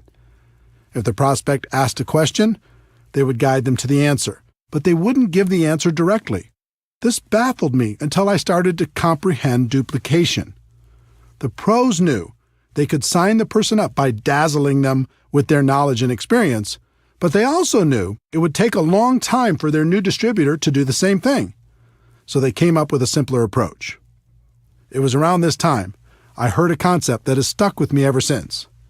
In network marketing, it doesn't matter what works. It only matters what duplicates. This should be a guiding principle for every network marketing professional. The pros use tools instead of their own wisdom. The pros use live events instead of their own presentations. The pros use other distributors to give the facts instead of giving them themselves. The pros don't present themselves as experts. They just invite people to learn more about the product or opportunity and let the third-party resource provide the information. The pros bring passion, enthusiasm, excitement, and belief. If you ever watch a pro at work, you'll see a fire in them that's contagious. Make passion, enthusiasm, excitement, and belief your priority. Then invite professionally and let the third-party resource do the rest. In addition to learning how to effectively present your product or opportunity during your personal recruiting efforts, it's also important to learn how to present your opportunity to groups of people. I've heard it said, and I think it's true, the person with the marker makes the money. In other words, the person in front of the room giving the presentation usually has a higher than average income. When I first got started, I was deathly afraid of speaking in front of people. But I was ambitious, and since everyone said this was an important skill, I was determined to master it. I started by learning how to give a short and effective testimonial. Learning to tell my story was extremely valuable in building my business and has been to this day. People aren't interested in how much you know, but they are interested in your story as long as you don't bore them to death with it. I worked on my story for a while, and after tweaking it a time or two, here's what I came up with. Hi, my name is Eric Worre, and I'm a retired underachiever. I had 18 jobs by the time of 23 and was starting to think my future wasn't looking so good. I was embarrassed by my lack of results, and I was desperately looking for a way to make something of my life. In January of 1988, I was introduced to network marketing, and it has changed my life. Instead of being afraid of the future, now I'm excited about it. And then I would insert whatever was appropriate based upon my current levels of success. The theme of my story was, if I could do it, anyone could do it. And it worked. I used it all the time in hotel meetings, in home meetings, on three-way phone calls, on conference calls, you name it. No matter what your background is, you can craft a compelling personal story. I've found every good story has 4 elements. 1, your background. 2, the things you didn't like about your background. 3, how network marketing or your company came to the rescue. And 4, your results or how you feel about your future. Take some time to create your story and start telling it every chance you get. Next, I decided to master my company's opportunity presentation. Again, the concept of modeling successful people came into play. The top earner in my company was extremely powerful and effective. In addition, he did the same exact presentation every single time, just about word for word. So I recorded his presentation and transcribed it by hand onto a legal pad. When I completed that step, I recorded my own voice doing that presentation. I did it word for word, same stories, same jokes. Everything was his exact presentation. After I was done, I played it back, and it was terrible. My voice had no energy, I was boring, I hated it. So I recorded it again and again and again until it was acceptable. In the end, I had an audio cassette with my presentation on it. And I listened to it over and over in my car. I'll bet I listened to that presentation 500 times. And by that time, I had it memorized. I knew it backwards and forwards. I could start from any part of the presentation and take it from there. You would not believe the confidence this gave me. I went from being afraid to do the presentation to actively looking for opportunities to give it. I did the presentation on conference calls, in home meetings, on three-way calls, and any place else I could find. I became a regular presenter at our local meetings and continued to move up to bigger and better venues, even being asked to speak at company conventions. For me, the evolution of becoming a presenter went through several stages. 1, learning my story. 2, learning the standard opportunity presentation. And 3, learning different training presentations. One big defining moment as a presenter came in 1993. I was 29 years old and starting to make a name for myself in network marketing. I was having a conversation with the CEO of the company and the #1 distributor at that time. I can't remember exactly how the topic came up, but I recall saying something to the CEO like, well, he, the top distributor, might be a better networker than I am right now, but I can outspeak him any time. It was meant as a joke, but the CEO raised his eyebrows and said, okay, son, I'll tell you what. We have our big convention coming up. Over 14,000 people will be in attendance. I'll give you both the same amount of time, and we'll have a private contest. I'll handpick a few judges, and they'll vote on who did a better job. Wow. Now I was really on the hook. I wasn't a huge leader. I didn't have as big an organization or reputation at the time as the top earner, so I did the only thing I could control. I started to prepare like my life hung in the balance.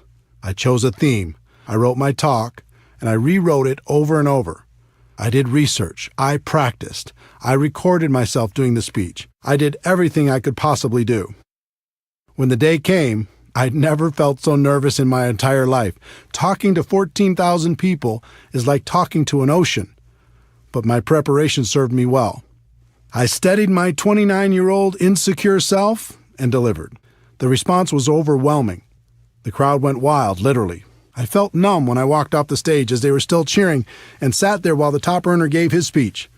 He did a fine job, but I have to admit to you, it felt so good. to have the CEO come up and congratulate me for winning our private little contest. It was definitely a defining moment. That speech was lost for a very long time, but a copy was recently discovered. If you'd like to hear it, we'll include it at the end of this chapter. My voice sounds quite a bit younger, but it's still me. To summarize this skill set, remember a few important things. 1. When you're prospecting, you're the messenger, not the message. Get yourself out of the way and use a third-party tool. 2. Learn to tell stories in a way that will make your prospects curious to hear more. And 3. When it comes to presenting in front of a group of people, preparation is key. When you're prepared, it's fun. And as promised, here's my speech talking in front of 14,000 people as a 29-year-old young man. Over 200 years ago, there was a revolution, an American Revolution, an event that literally changed the course of history. It was led by a group of unsatisfied people. People who were tired of being told what they could do and when they could do it.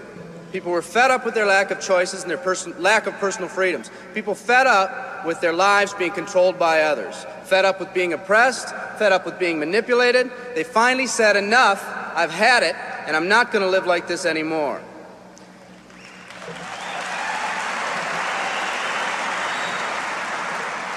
Our ancestors were people that took full responsibility for what happened to them. It was that spirit that ignited a country and formed what is now a giant in the free world. I have a question for you. Where's that spirit today? It's time for another revolution. Let me explain one of the laws of the universe. It's called the law of use, and it says simply this: whatever you don't use, you lose. Lack of use causes loss.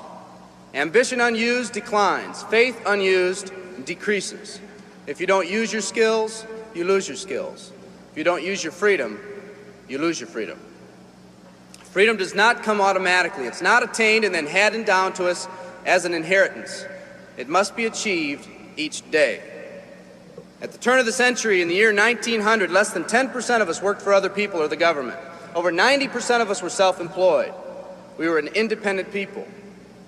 In 1980, only 80 years later, over 90% of us worked for the other people or the government. Less than 10% of us were self-employed. We changed from an independent people to a dependent people. We'd slowly shifted from a people who took full responsibility for everything that happened to them to a people who've become talented and practiced at the art of blaming others for their problems.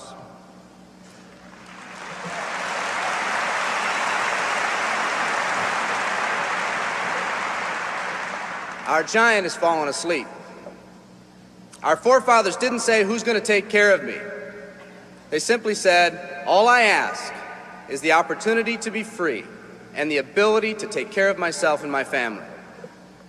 Today, we elect officials who will, quote unquote, take care of us. We cry out against anyone who dares to ask us to provide more value in the workplace. We do everything we can to spread around the suffering in our society, and yet no one is willing to step up and be part of the solution. We've slowly changed from a society that compensates based on value to a society that compensates based on entitlement and seniority. What we've come to believe is our due. We act as if someone actually owes us a living. Part of this change is due to the dramatic rise of conformity in our society. We're all taught to conform. Incredible pressures are put on us every day to do things, quote unquote, the right way. And yet no one asks the question, is this really the right way? A man once said, I'm just a collection of mirrors reflecting what everyone expects of me. We live our lives to please those around us, and the scary thing is, the people around us are doing exactly the same thing. Psychologist Rollo May calls us outer-directed people. We don't act, we only react. We seek not to be outstanding, but to fit in. We're able to respond, but not to choose. Perhaps that's why a wise man once said, the mass of men lead lives of quiet desperation. In order to change, we need to become inner-directed people. People with our own purpose. People who are not easily swayed by the opinions of others. And that's difficult because from a very early age, we look to the opinions of others to orient ourselves and to validate our decisions and our actions. Nietzsche said, we need more strong people in this world because the weak, by their sheer mass, are forcing weak ideals and weak values on us all.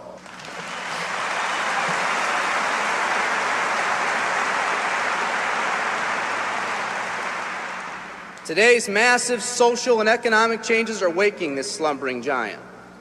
Some people may not be ready right now for the changes happening today in today's society. It doesn't matter if they're ready or not. An old proverb says, if a man wants his dreams to come true, he must first wake up.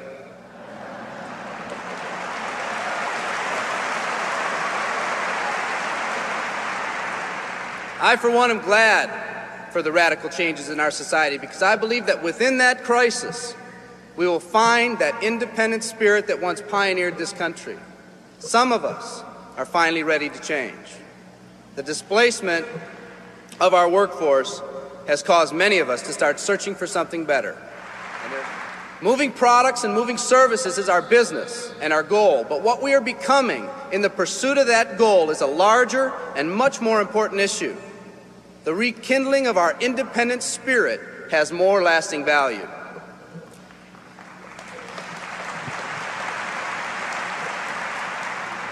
There's no more noble a business than the business that encourages the development of people. Every living organism has one and only one central need in life: to fulfill its own potentialities. The acorn becomes an oak, the puppy becomes a dog, and that's all that's required of the oak and the dog. But the human being's task in fulfilling his or her nature is much more difficult. The reason is, unlike any other living creature on this planet, you've been given the dignity of choice. You'll not grow like a tree. You'll grow only as you plan and choose to grow. When a person chooses to live, two things happen. First, assuming responsibility for themselves takes on a whole new meaning. They accept responsibility not as something they've been saddled with, but as something they themselves have chosen. The second thing that happens is that discipline from the outside is replaced by self-discipline. They accept discipline not because it's commanded, because they themselves have chosen what they want to do with their lives. Just like when the disenfranchised men and women over 200 years ago got fed up and said, I'm not going to live like this one more day, there's another revolution coming. It's coming not just from Americans, but from people all over the world.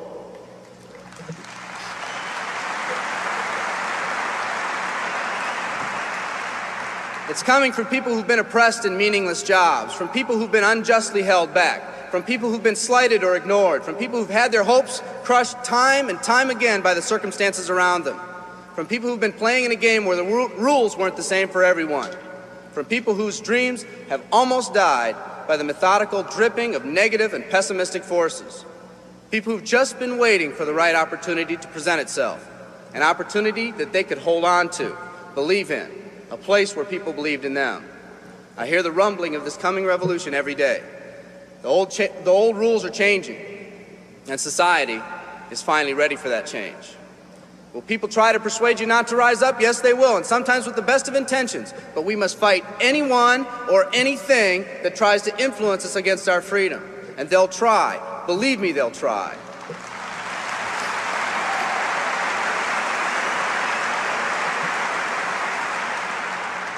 They'll try to suggest you off course, to nudge you off course, to distract you off course.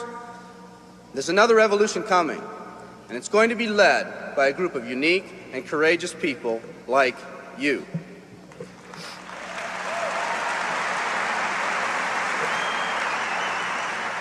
People who've had it with the way things are. People who've picked out their mountain in life and said, I'm going to the top. And if someone tells you you can't climb mountains, you don't have any experience. You tell them, I'm going to the top.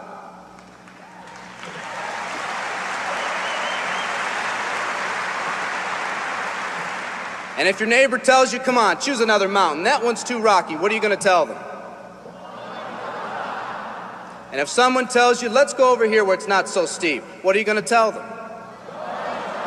And if someone says network marketing, what are you going to tell them? And if your friend tells you, come on, let's climb this one, that one's too slippery, what are you going to tell them? If anyone tells you you can't go up, it's too rocky, too steep, too slippery, you say, listen here, I'm going up. You're either going to see me waving from the top or dead on the side. I'm not coming back.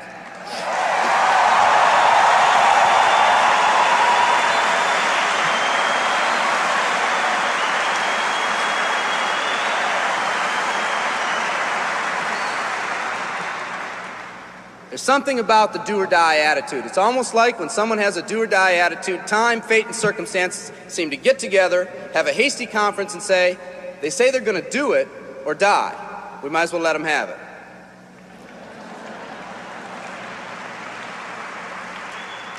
The people in this arena are special. You're special because you've already rekindled that independent spirit. You've already said that you're not going to conform to negative pressures around you. You've all said enough, I've had it, and I'm not living like this anymore. You are the people who want to set big goals and aspirations for yourselves and your families. People who want to live in a country where families are brought together again instead of being torn apart. People who want a country where once again owning your own business and controlling your own destiny is commonplace.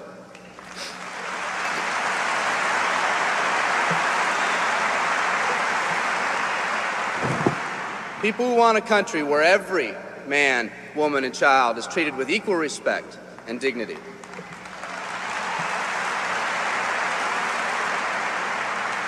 People who will pay any price so their families will not live with the legacy of maxed out credit cards and unfulfilled promises.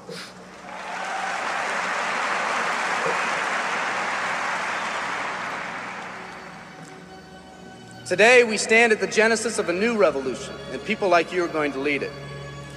Theodore Roosevelt said these words decades ago, and I think they're particularly appropriate today. He said, "We see across the dangers of the great future, and we rejoice as a giant refreshed. The great victories are yet to be won, the greatest deeds yet to be done. I've dreamt of a company that can give us the opportunity to make these dreams come true, by allowing us all to fulfill our own true potential. I love you all. Thank you very much."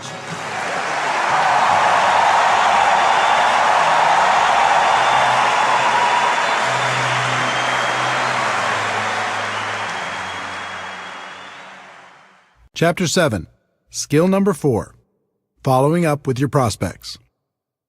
In MLM, they say the fortune is in the follow-up. I think that's true, because most people in MLM don't follow up at all, at least not as professionals. You need to understand some important concepts if you're going to master this skill. Concept number 1. Follow-up is doing what you said you'd do. If you say you're going to call at a specific time, then do it. The network marketing profession is full of people who get all excited one minute and then go missing in action the next. Run your business through a physical or electronic calendar. Be the person who does what they say they're going to do. People will respect that. I sold real estate the year before I got involved in network marketing. My father and his partner owned the company.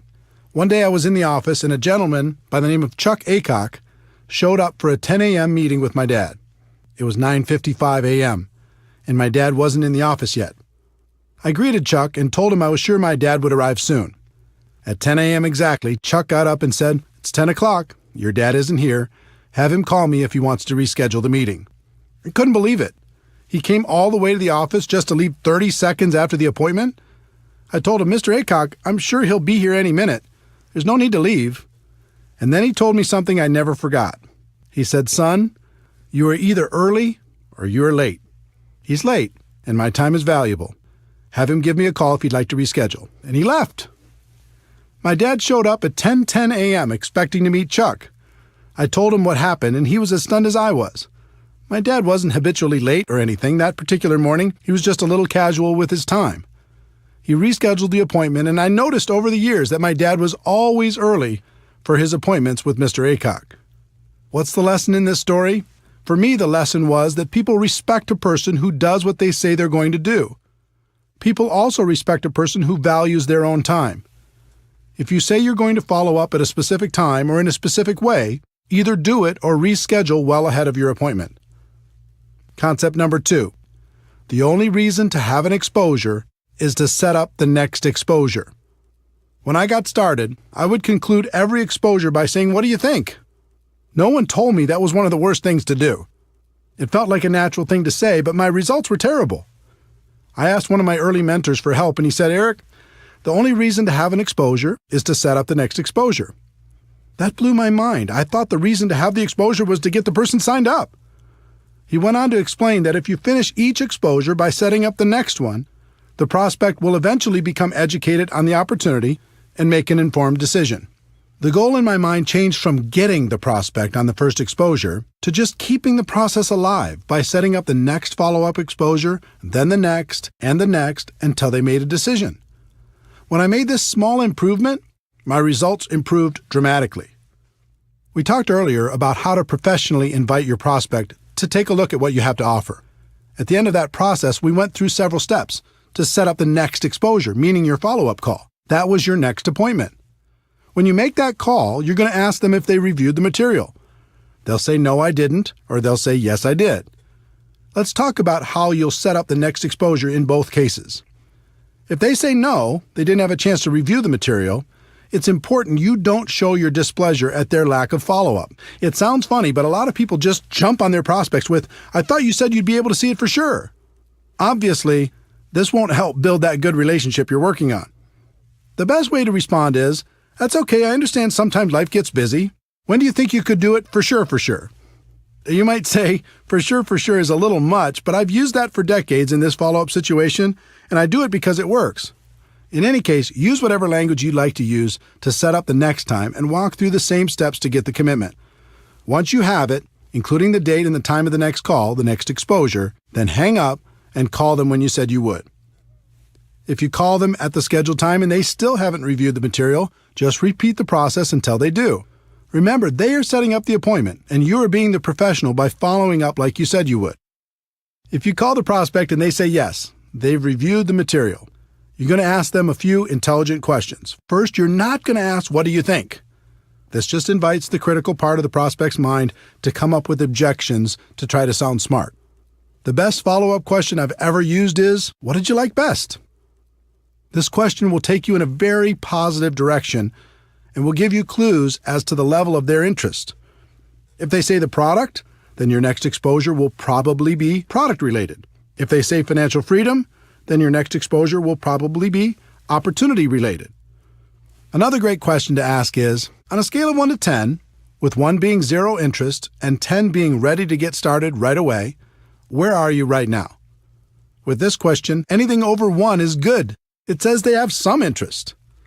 Most of the time, you'll get something like a 5 or a 6. No matter what number they give you, all you're going to do is ask them how you can help them get to a higher number. Usually that answer will go along the lines of how they answered, "What did you like best?" If the answer is very positive and the number is fairly high, you can go directly into the closing process. We'll cover that in the next section. If it isn't an obvious green light, then you just schedule the next exposure. They might want to try the product, so you help them do that and set up a follow-up date, a time to call them, and check on the experience, the next exposure. They might want to understand the compensation plan, so you set up a time to get together and review it, the next exposure. They might want to talk with their spouse, so you send them home with materials they can share with their spouse and set up a date and time when you'll follow up, the next exposure. Whatever it is, you never finish one exposure without setting up the next one. Never. If you do, it's over. That's what used to happen to me at the beginning. I would have someone look at the opportunity.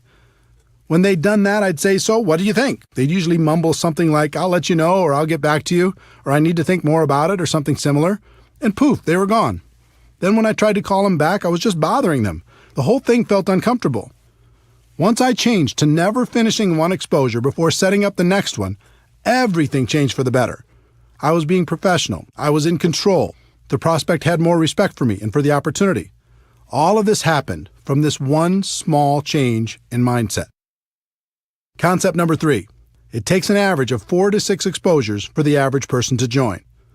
When people don't understand that the only reason for an exposure is to set up the next exposure, They put too much pressure on their prospects and on themselves. In the some will, some won't, so what next MLM culture, people hammer on a person once, and if they don't join right away, they move on and never follow up. In many cases, they take it a step further by damaging the relationship with the prospects with their attitude. Professionals understand that it takes an average of 4 to 6 exposures for a prospect to become involved. Their goal is education and understanding. It's hard to educate someone in one exposure, so they take them from exposure to exposure to exposure, knowing it will eventually sink in. Through that process, they also build a stronger relationship with the prospect. They strengthen the friendship. That helps build trust, and people enjoy working with people they like. 4 to 6 exposures is an average, which means that for every person who joins on the first exposure, there's going to be a person who takes more than 10 exposures to join. You just never know. Some of the best people in network marketing were prospected for years before they finally made the decision to take part in the opportunity. Keep your urgency, but have patience. Concept number 4. Condense the exposures for better results. Posers prospect someone once and move on. Amateurs prospect someone through several exposures over time. Professionals condense those exposures into the shortest time possible. People are busy. They're constantly distracted by life. When you're approaching them to take a look at something new, it's important to keep their interest. The best way to do that is to stack the exposures as closely as possible. If you go slow, you might start by having them check out a video, then a few weeks later have them listen to a conference call, then a month later have them attend a webinar, then after another month, invite them to a 3-way phone call with you and another distributor. This slow process is difficult because between each exposure, they tend to get distracted by life. It can almost be like starting over every time. On the other hand, if you have them check out a video, then join a conference call, then try the product, then get on a webinar, then participate in a 3-way call, then come to a live meeting, or whatever combination of exposures you use in your company and do it all in 1 week, you give them the opportunity to really think about how this could change their lives. Questions and objections. At every step in the recruiting process, you'll come across questions and objections. This is natural. A lot of the time, your prospect will just be bringing them up to sound intelligent. They don't want to seem easy, so they throw out objections to feel better. How you respond is extremely important. If you act defensive, you'll plant a seed of doubt in their minds. If you act offensive, you'll chase them away. Remember, our goal is education and understanding. It's not to win an argument. Our job is to help blind people see. When someone brings up a negative question, or if they offer you an objection, all they're really doing is helping you to identify one of their blind spots. It's helpful to know what these are so you can assist your prospects in eliminating them. I'm going to give you some specific tactics to help overcome objections, but the thing I want you to remember and spend more time focusing on are concepts. Tactics come and go. Concepts are timeless. I found that objections fall into one of 2 categories. The first is the prospect's limiting belief in their abilities. They aren't sure they can be successful. The second is a limiting belief in network marketing. They aren't sure network marketing will help them achieve their goals in life. For both categories, one of the best concepts is empathy, how you relate to people. And the best way I know to relate to people is to let them know you're just like they are. You had the same doubts, the same questions, the same fears, and you overcame them. Believe it or not, your story and the stories of others will do more for you in overcoming objections than anything else. There's an old tactic called feel, felt, found. It works with the concept of empathy. When a prospect offers an objection, you respond with, "I know how you feel. I felt the same way. But here's what I found." You can use that quite literally and with great success. You can also modify it based upon your story and your prospect. When prospects have a limiting belief in their abilities, the common objections in this category are, "I don't have the money. I don't have the time. It's not my thing. I'm not a salesperson. I don't know anyone. Or I'm too old, too young, have no experience, etc." Some people teach fancy approaches where you make yourself seem smart and the prospect seems stupid. "You don't have any money? Do you have a cable bill? Do you have a cell phone? Do you ever go out to dinner? You have lots of money. Come on, wake up." Or, "You don't have the time? How long do you want to have that reality in your life?" You have to change if you want your life to change. How does it feel when you hear that? How would it feel if someone were to say it to you? Pretty bad, right? A better approach is to relate to the person and tell your story. When a person tells me, I just don't have the money right now, I respond, I had the same exact challenge. I didn't have enough money to pay my bills, let alone start a new business. But when I thought about it, I realized if I didn't have enough money to pay my bills now, how was I going to change that in the future? I was tired of being behind. I was tired of scrambling. I wanted more out of life. So you know what I did? I found a way. And it was the best decision I ever made. Let me ask you something. If you really felt this was a chance for you to take control of your financial future, do you think you could find a way to make it happen? 9 times out of 10, they would agree they could find a way.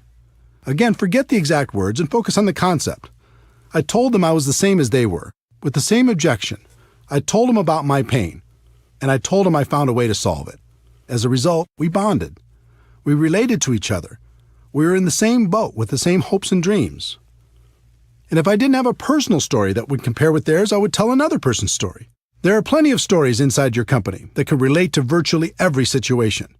So when a prospect tells you their objection, you can say, I know what you mean. I have a friend who had that same exact problem, and let me tell you their story. Can you see how that approach would work with all the objections based on a person's limiting belief about themselves and their lives? The concept is simple, it's proven, and the results are amazing.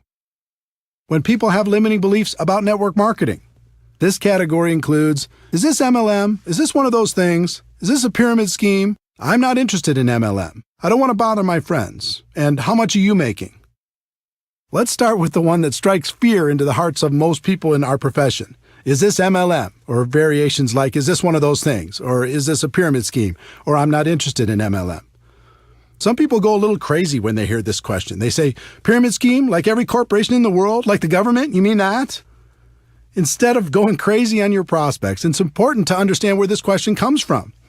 My experience has shown me that they usually knew someone who joined with no success, or else they've done it themselves. Usually they just purchased a virtual lottery ticket like I described earlier and it didn't pay off. This scenario represents well over 90% of the people who will ask this kind of question. The rest of them have heard of opportunities like this and are rightfully skeptical of the promise of getting rich quick. If they ask this kind of question with any sort of emotion, I know they've been involved at some point. So I say, wait a minute. You have a story. What happened? Were you involved in network marketing at some point? Then just let them tell you their story. It opens them up. It lowers their defenses. And it allows you to ask some questions about their experience. Let me give you a typical example. I'm going through my invitation process when the prospect says, wait a minute, is this MLM? And they say it with emotion. I reply, oh, you have a story. Did you try it out at some point? What happened? They say, yeah, I joined a company a few years ago, bought some product, and lost my money. I reply, what do you think was the reason you didn't have success?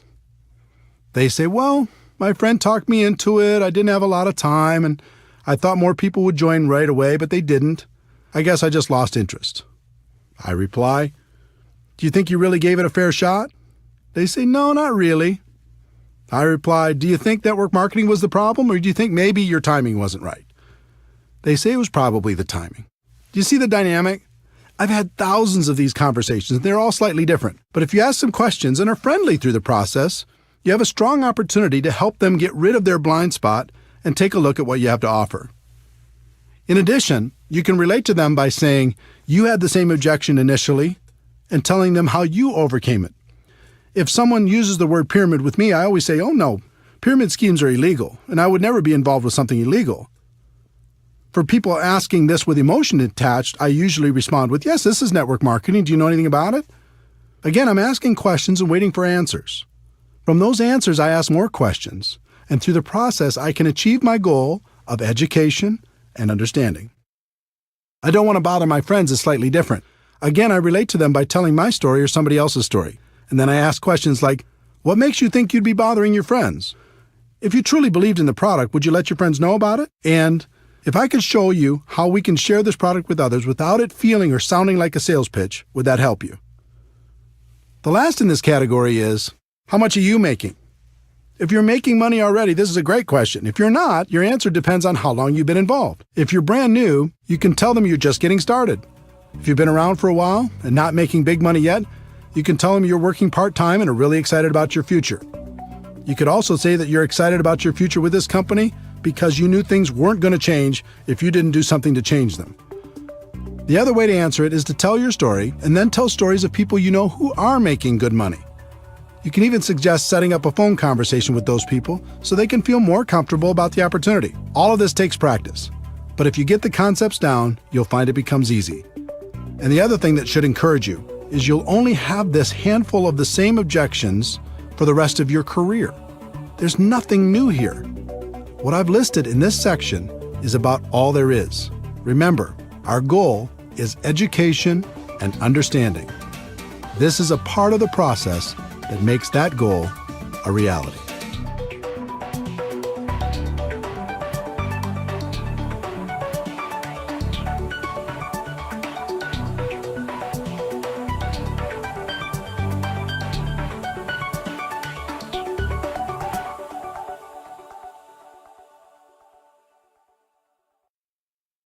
Chapter 8. Skill number 5. Helping your prospects become customers or distributors. This skill is a natural byproduct of following up professionally. If you walk through exposure after exposure, our goal of education and understanding will be accomplished. But that doesn't mean the prospect will come out and ask you for an order form or an application. It's your job to get them to a decision. The key to success in this area is a combination of having good posture and asking good questions. Good posture means the way you carry yourself.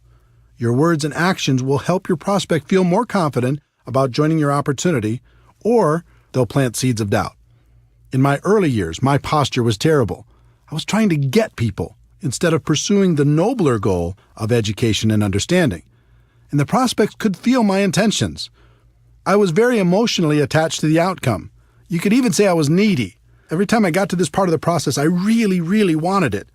Again, the prospect could feel my emotional attachment, and that usually scared them away. Through lack of results and without even realizing it, I started to assume people were not going to be interested.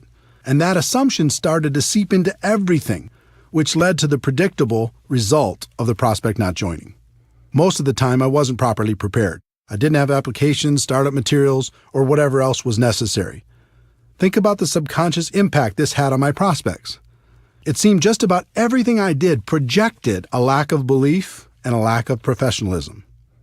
Instead of asking questions and listening intently to the answers, I just talked and talked and talked. I was more focused on being interesting than being interested. Prospects don't like that. No one does. So again, I followed the pattern of modeling the professionals. I watched what the best closers did and began to copy them. I interviewed the top performers to figure out what they did differently, and slowly, I started to see the flaws in my own approach. First, I learned that professionals are emotionally detached from the outcome. In other words, their goal is education and understanding while helping a prospect make a decision that would positively impact their lives. They're the opposite of needy. They aren't trying to get anybody. They are honestly just trying to help. Second, they're very assumptive in their approach.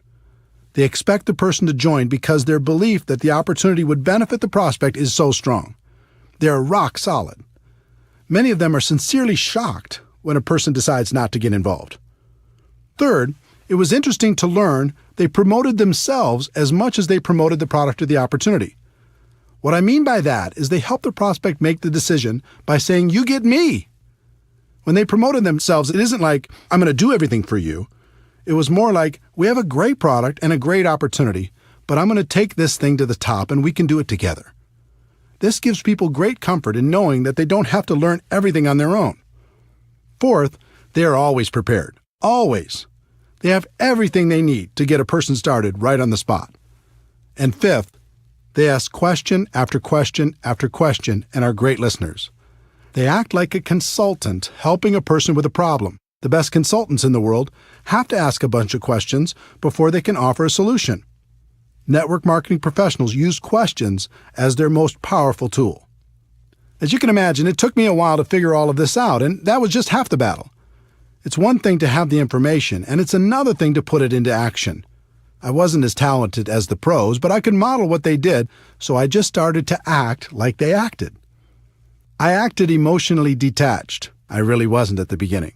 I started to act very assumptive, that people would join. I really wasn't at the beginning. I started to tell people, and you get me, even though I didn't think that was such a huge benefit at the beginning. I was always prepared. I started to ask lots of questions, focusing more on being interested than interesting.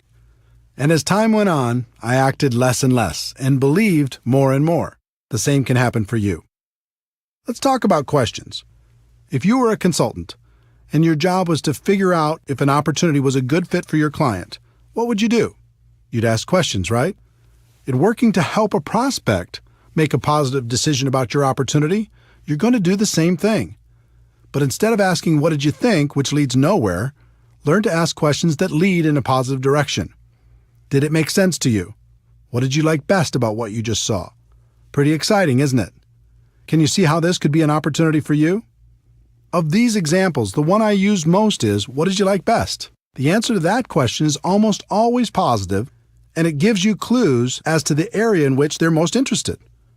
Then I like to say, let me ask you a question on a scale of 1 to 10, with 1 meaning you have 0 interest and 10 being you're ready to get started right now. Where are you? They'll give you a number.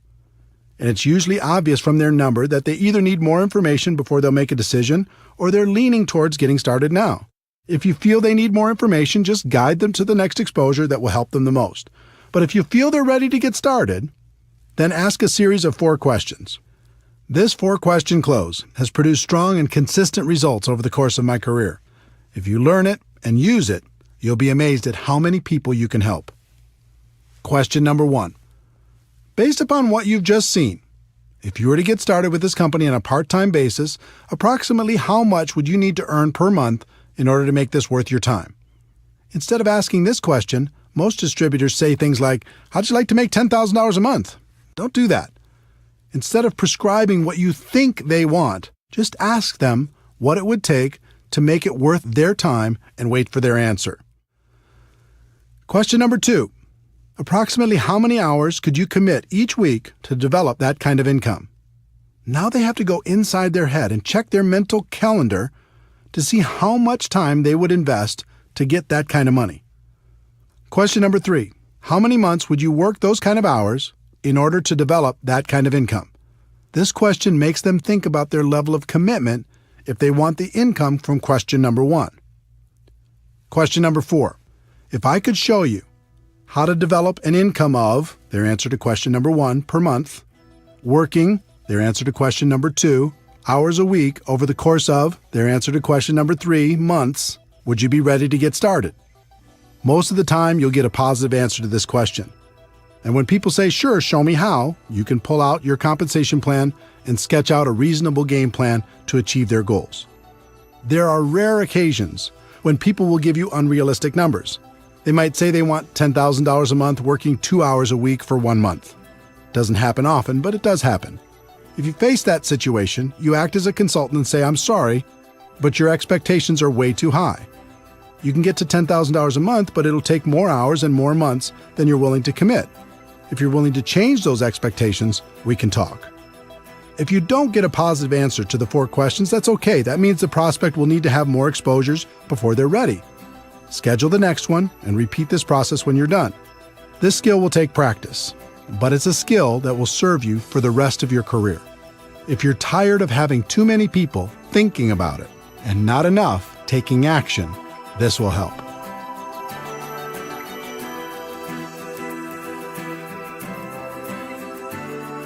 Chapter 9. Skill number 6. Helping your new distributor get started right. In network marketing, people invest enormous effort, time, and money into getting people signed up, and then squander that investment by leaving their new distributors to figure everything out for themselves. Professionals don't do that. They set proper expectations, they help get some quick results, and then continue to guide the new distributor through the many phases of our profession.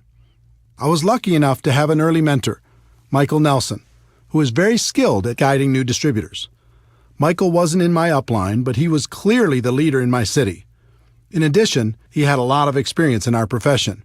So I listened to what he said, I watched what he did, and I asked him tons of questions. Back in those days, he had a small office close to my home, and I was always hanging around trying to learn something.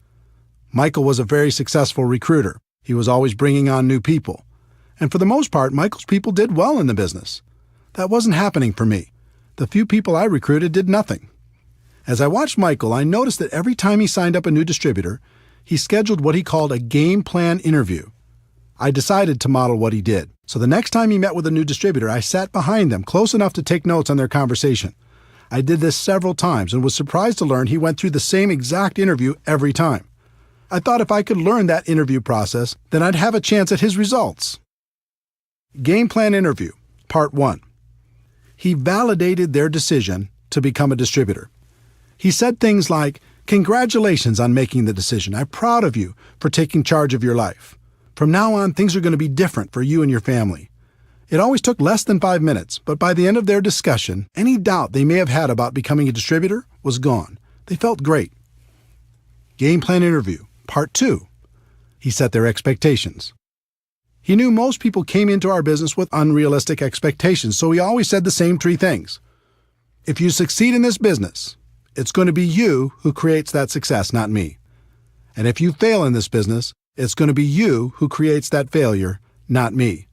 You're going to be the difference between success and failure. I'm here to guide you every step of the way, but I can't do it for you. I'm here to work with you, but not for you. Wow, this was a radical concept and so different from the conversations I had when I got a person started. I said things like, "I get paid from what you produce, so essentially I work for you." Well, what kind of expectation do you think that set in the new distributor's mind? I'd also say, "We are going to build a business together," when that wasn't really true. They needed to build a business. I could be a resource, but I couldn't do it for them. The next thing he said was, "My job is to help you become independent from me as quickly as possible. Do you agree that that's a good goal?" Again, this was radical, but it made sense. Up to that point, I had a group that was extremely dependent on me. They only did something when I pushed. But Michael had a group that produced on their own without his constant help. He had duplication and freedom. I didn't. This set the relationship up, so Michael would be the teacher for his group and not the slave. He could show them the skills, and then they could independently build from that point forward. The third thing he said was, "There will certainly be ups and downs as you build your business. There'll be good times and bad times. I'll know when you're in one of the bad times, when you aren't calling me, you aren't showing up for meetings, you aren't on the calls, if I start hearing excuses, that sort of thing.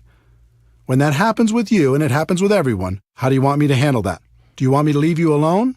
Or do you want me to be persistent and remind you why you made this decision in the first place?" This was brilliant, because it's true that everyone will have times of self-doubt. He let them know it was natural, and at the same time, set up the relationship so he was in a position to turn them around when it happened. What Michael accomplished with these 3 concepts was so different from promising the world like I was doing, that it was night and day. With my approach, the distributor would sit back and wait for me to perform. And if I was ever too busy or couldn't help for some reason, I became the easy excuse for why things weren't working out. With Michael's approach, his people became independent quickly. He would coach them from time to time, but he wouldn't allow his group to use him as an excuse for their lack of results. While my distributors struggled, his flourished. Game plan interview, part 3. Michael went through a getting started checklist to help the new person have the best chance for success. The exact plan would be different for every company, but the concept was to do everything possible to get quick results. Here are some examples of what you could include in your getting started checklist. 1. Make sure your new distributor is set up with appropriate products. Just about every company has products that can be personally used by the distributor, so make sure your new person is doing that. Depending on your company, this may include a monthly commitment. It's very important that people develop an emotional attachment to the products, and that can only happen if they are using them and enjoying the benefits. In addition, many companies have products that can be sampled or used in demonstrations. In that case, new distributors should have an appropriate supply so they're properly prepared. 2. Make sure your new distributor is set up with appropriate tools. We've talked about the importance of third-party tools in building a large and successful network marketing business. Your new distributor needs to be prepared to help their prospects with the tools that will professionally take them through the exposure process. 3. Make sure your new distributor gets connected. Show them how to find things on the company website, where the upcoming events are being held, when the leadership calls or webinars are being conducted, etc. Remember, our goal is to help them become independent as quickly as possible. This is an important step in making that goal a reality. 4. Make sure your new distributor has a basic understanding of the compensation plan. They don't need to know it in detail at the beginning, but they should at least understand the key points and what will happen financially as they move through the first few levels. 5. Make sure your new distributor has a fundamental understanding of how to properly invite their prospects to understand more about what they have to offer. You can save them from running out there and talking their heads off with little or no results by giving them a brief overview of how and why a professional invitation process works. Game Plan Interview, Part 4. Michael helped the new distributor create a game plan to get through the first few ranks and challenged them to do it quickly. He understood and helped me to understand that it was a race to help a person get results quickly. If they received early positive reinforcement, they'd continue, and if they didn't, they had a tendency to fade away. Every company is different, so this game plan will also be different, but think about the simple actions you can encourage people to take during the first week to get the best possible results. How can they get their first customer? How can they get their first distributor? Can you encourage them to attend their first company event? What steps can you take to help them earn their first commission check? Success in network marketing wasn't real for me until I earned that first check. When it arrived, everything changed for me. I started to really dream about creating a better life for myself and my family. Helping your new person get off to a quick start is vital. Game Plan Interview, Part 5. Michael always ended by giving some specific assignments. One thing I've learned is new distributors crave direction, and they respond incredibly well to simple assignments. Michael always ended by giving those assignments along with a deadline for them to be completed. He told his new distributor to get back to him by a specific date. It's just like the exposure prospecting process. You go from exposure to exposure, but it doesn't end until they become distributors. The professionals continue to go from exposure to exposure, assignment to assignment. The purpose of all this is to help the new distributor get over the line. When someone gets started, there's always a line between success and failure. On one side of the line, it's easier to quit than continue. On the other side of the line, it's easier to continue than to quit. What can help a person get over the line? Signing up their first customer, signing up their first distributor, getting their first commission check, attending a big company event, making friends inside the organization, proclaiming their intentions to the world, getting promoted to a new level, being recognized for some sort of achievement. There are hundreds of other things that can contribute to a person getting over the line. As a sponsor, your job is to help them get over the line and stay over the line. And the line never really goes away. It's always there. And you as a leader need to be constantly aware of where your people are emotionally.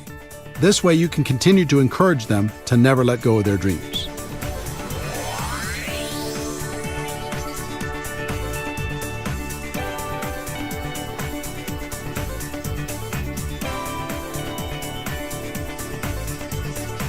Chapter 10. Skill 7. Promoting events. In network marketing, meetings make money. It's just that simple. Yes, technology can help us connect with people in ways that are becoming more and more efficient, but nothing replaces face-to-face interaction. Meeting people one-on-one, in small groups, or at local or bigger events will have a huge impact on the long-term success of any network marketing organization. But one particular type of event is the most powerful, and that is the destination event. It might be a company-sponsored event or one put on by your upline leadership, but a destination event is one where most of the attendees travel to a different city, stay at a hotel, and participate in a conference or convention. Some try to argue that the destination event is dead in the new technology world and people won't travel for these things anymore. All I can tell you is those people aren't top earners in our profession. If you study what the successful people do to build their network marketing organizations, you'll find that virtually every one of them uses destination events as a cornerstone for building their business. There's something magical about getting away from your day-to-day grind and focusing completely on your dreams. Total immersion, even if it's only for a weekend, is good. You can use it to refocus and recommit to your future and gather the strength necessary to go back home and do what's necessary to move your business forward. You gain strength from the presentations you hear during the event. Sometimes a person says something at just the right time in your life and it changes you forever. Over 20 years ago, I was at a convention when a guy by the name of Johnny Daniel said, "You can tell the size of the man by the size of the problem that gets him down." That statement went right into my heart and has helped me ever since. If I ever get sad or depressed, something inside me says, "Is this the size of Eric?" I answer no, pick myself up, and get moving again. I've had hundreds of those moments over the years at destination events. I gave up blaming at an event. I decided to become a professional at an event. I realized no one could stop me at an event. I decided to go to the top at an event. In fact, as I think back, I can't think of a single significant moment in my network marketing career that didn't happen at an event. They're that powerful. In addition to gaining strength from the presenters, you'll also receive incredible validation of your decision to be involved. It's a concept called social proof, and it's very important. As human beings, we're wired to seek proof from sources outside of our own thoughts and experiences. At a destination event, you'll see lots of other people who've made the same decision you have, and that feels good. Also, you'll see how some of them have overcome their fears and gone to the highest levels in your company. You start to think, if they can do it, maybe I can do it too. There's also some positive peer pressure involved. Most destination events include recognition programs: who won the contest, moved to the next rank, earned the top income, or spoke from the stage. When I went to my first event and I saw all the people walking across that stage, I had one thought: the next time, I'll be walking across that stage. It was inspiring that so many people had accomplished what I hadn't done yet. It made me think I could do it, and it made me work on a plan to make it happen. In addition to being inspired, I also didn't want to show up at the next event without some improvement in my business. That positive peer pressure helped me face my fears and make it happen. Overall, the sense of community at a destination event is comforting. We all live in a world filled with ignorant people when it comes to network marketing. That can be discouraging at times. But when we go to a big event, suddenly we're surrounded by people who think like we think. They have similar beliefs, hopes, dreams, aspirations, and positive attitudes. Spending time with this amazing group of people can literally fill us back up again, so we have strength for the next push. Once you understand how important destination events are to the success of your business, you need to learn how to effectively promote them to your organization. It's really simple. The more people from your group attend events, the more money you're going to make in our profession. Top leaders know exactly how many people are attending, and they make sure to grow that number at every new event. Think about it. Take two distributors, who each have a group of 100 people. Distributor A makes it a priority and gets everyone to attend every major destination event. Distributor B doesn't make it a priority, so only a handful attend. Which group is going to be more successful? It's not even a contest. The first step in developing a culture that promotes attendance at destination events is to personally be more committed than anyone else to attending and helping others make the same decision. That means you need to lead by example and never miss a destination event. When I first started in this profession, I didn't know how I was going to do it. I didn't have the money, and I couldn't afford the time. I had the same obstacles as everyone else. But something happened to me at my first event that changed everything. I scraped up enough money to get there, and it was a mind-blowing experience. The stage, the lights, the people, the stories, it was awesome. During one of the sessions, I stepped out to go to the bathroom, and when I came back to the entrance to the big convention hall, I found myself standing next to one of the top income earners in the whole company. It was like standing next to a celebrity. He had achieved what I wanted to achieve, and more. I stood there trying to think of something smart to say, and finally, I simply introduced myself and asked, "What's the secret?" Now, today I know there isn't a secret, and he could have said the same thing to me, but instead, he had a little compassion and gave me an important lesson that serves me to this day. He said, "Eric, do you see this room? It holds about 2,000 people. We have these events about 3 times a year. Here's the secret. At the next event, half of these people won't come back, but the other half that does will be making about twice the average of everyone else in the room. Your job is to be in the 1,000 people who come back, and it doesn't stop there. At the next event, half of those 1,000 won't come back, but the 500 who do will be making 4 times the amount of the average in the room. This continues from event to event. If you continue to come back, you'll end up being among the highest paid people in the room, and eventually, you'll even find yourself presenting on stage." I said, "That's it?" And he replied, "Eric, obviously you're going to have to continue to work on your skills in between events, but my experience has shown me that if you outlast people at our big events, you'll make it to the top." This was pretty simple for me to understand. I thanked him and made a resolution on the spot to never miss a big company event. It wasn't easy. Sometimes the event tickets alone were a problem. I made it a priority and found a way to buy them. Sometimes childcare was an issue. I relentlessly searched for babysitters until we found someone we could trust. Sometimes I struggled with how to get to the event. Instead of taking a nice, comfortable direct flight, sometimes I had to book one with 2 or 3 connections. Instead of flying, sometimes I had to drive, even piling into one vehicle with a group of people to get there.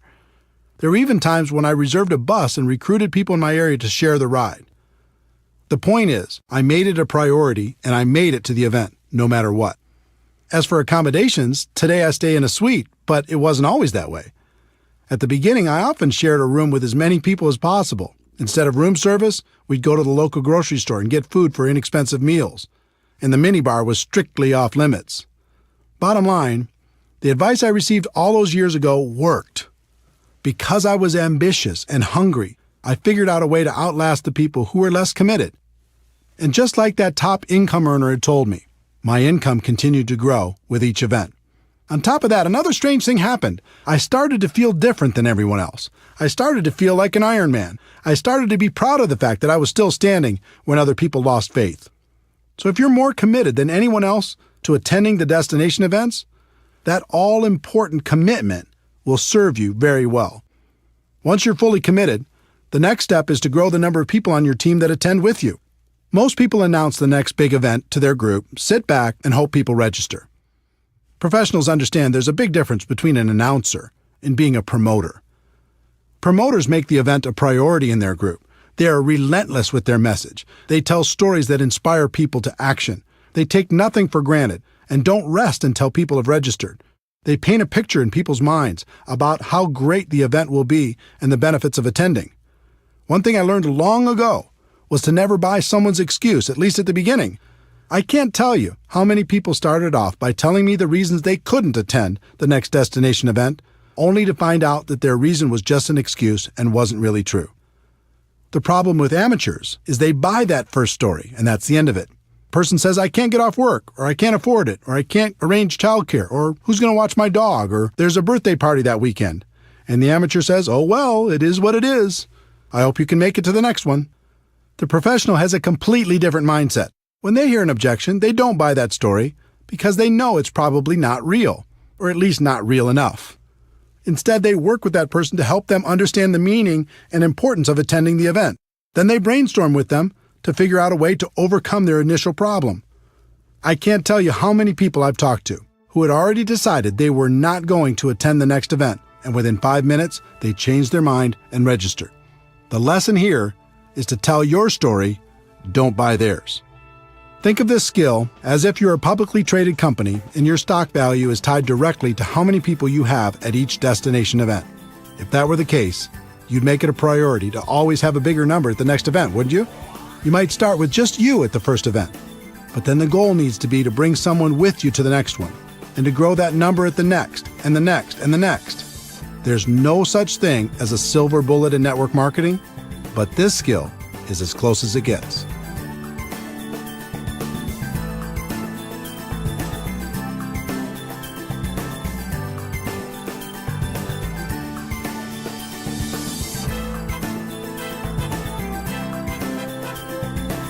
Chapter 11. Anything worthwhile takes time. If a person starts a traditional business, they expect to break even in their first year and possibly pay back their initial investment in the first 5 years. But when a person starts a network marketing business, they expect to get their money back in the first month, make a profit in their second month, and get rich by the third month.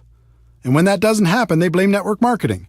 It's like people don't want the laws of the business world to apply to network marketing. We do have a better way, but we're not selling magic beans here. Anything of value takes time to develop. I learned a great lesson early in my network marketing career. From time to time in your life, your income might take a lucky jump. You might be in the right place at the right time. But if you don't quickly grow as a person to that new higher level, your income is going to come back down to the level of who you really are. In the end, you only get to make what you are. How many people do you know that hit it big and lost it all? I learned this lesson the hard way in my first few months in MLM. Back in 1988, I joined a company that had a $5,000 upfront package, which paid the sponsor between $1,200 and $2,400 depending on their level. Although I'm glad most of those big money packages have left our profession, back then a person could make some pretty big money fast. In my first month with that company, I earned approximately $7,400. If you remember, my strategy was to quickly call my dad's friends before he could get to them. I was ecstatic. In my second month, I earned about $12,200. Unbelievable. But then reality kicked in. I wasn't a $12,000 a month person. I hadn't worked on my skills. I wasn't developing myself. I was just riding the wave. My third month's check was $1,098.60. Looking at that check was like looking at myself in the mirror. It showed me who I was. It was an ugly feeling. My first reaction was to quit and blame everyone and everything for my bad check. But eventually I realized that to earn more, I needed to become more. I needed to work on my skills, so I didn't have to rely on luck or timing or positioning.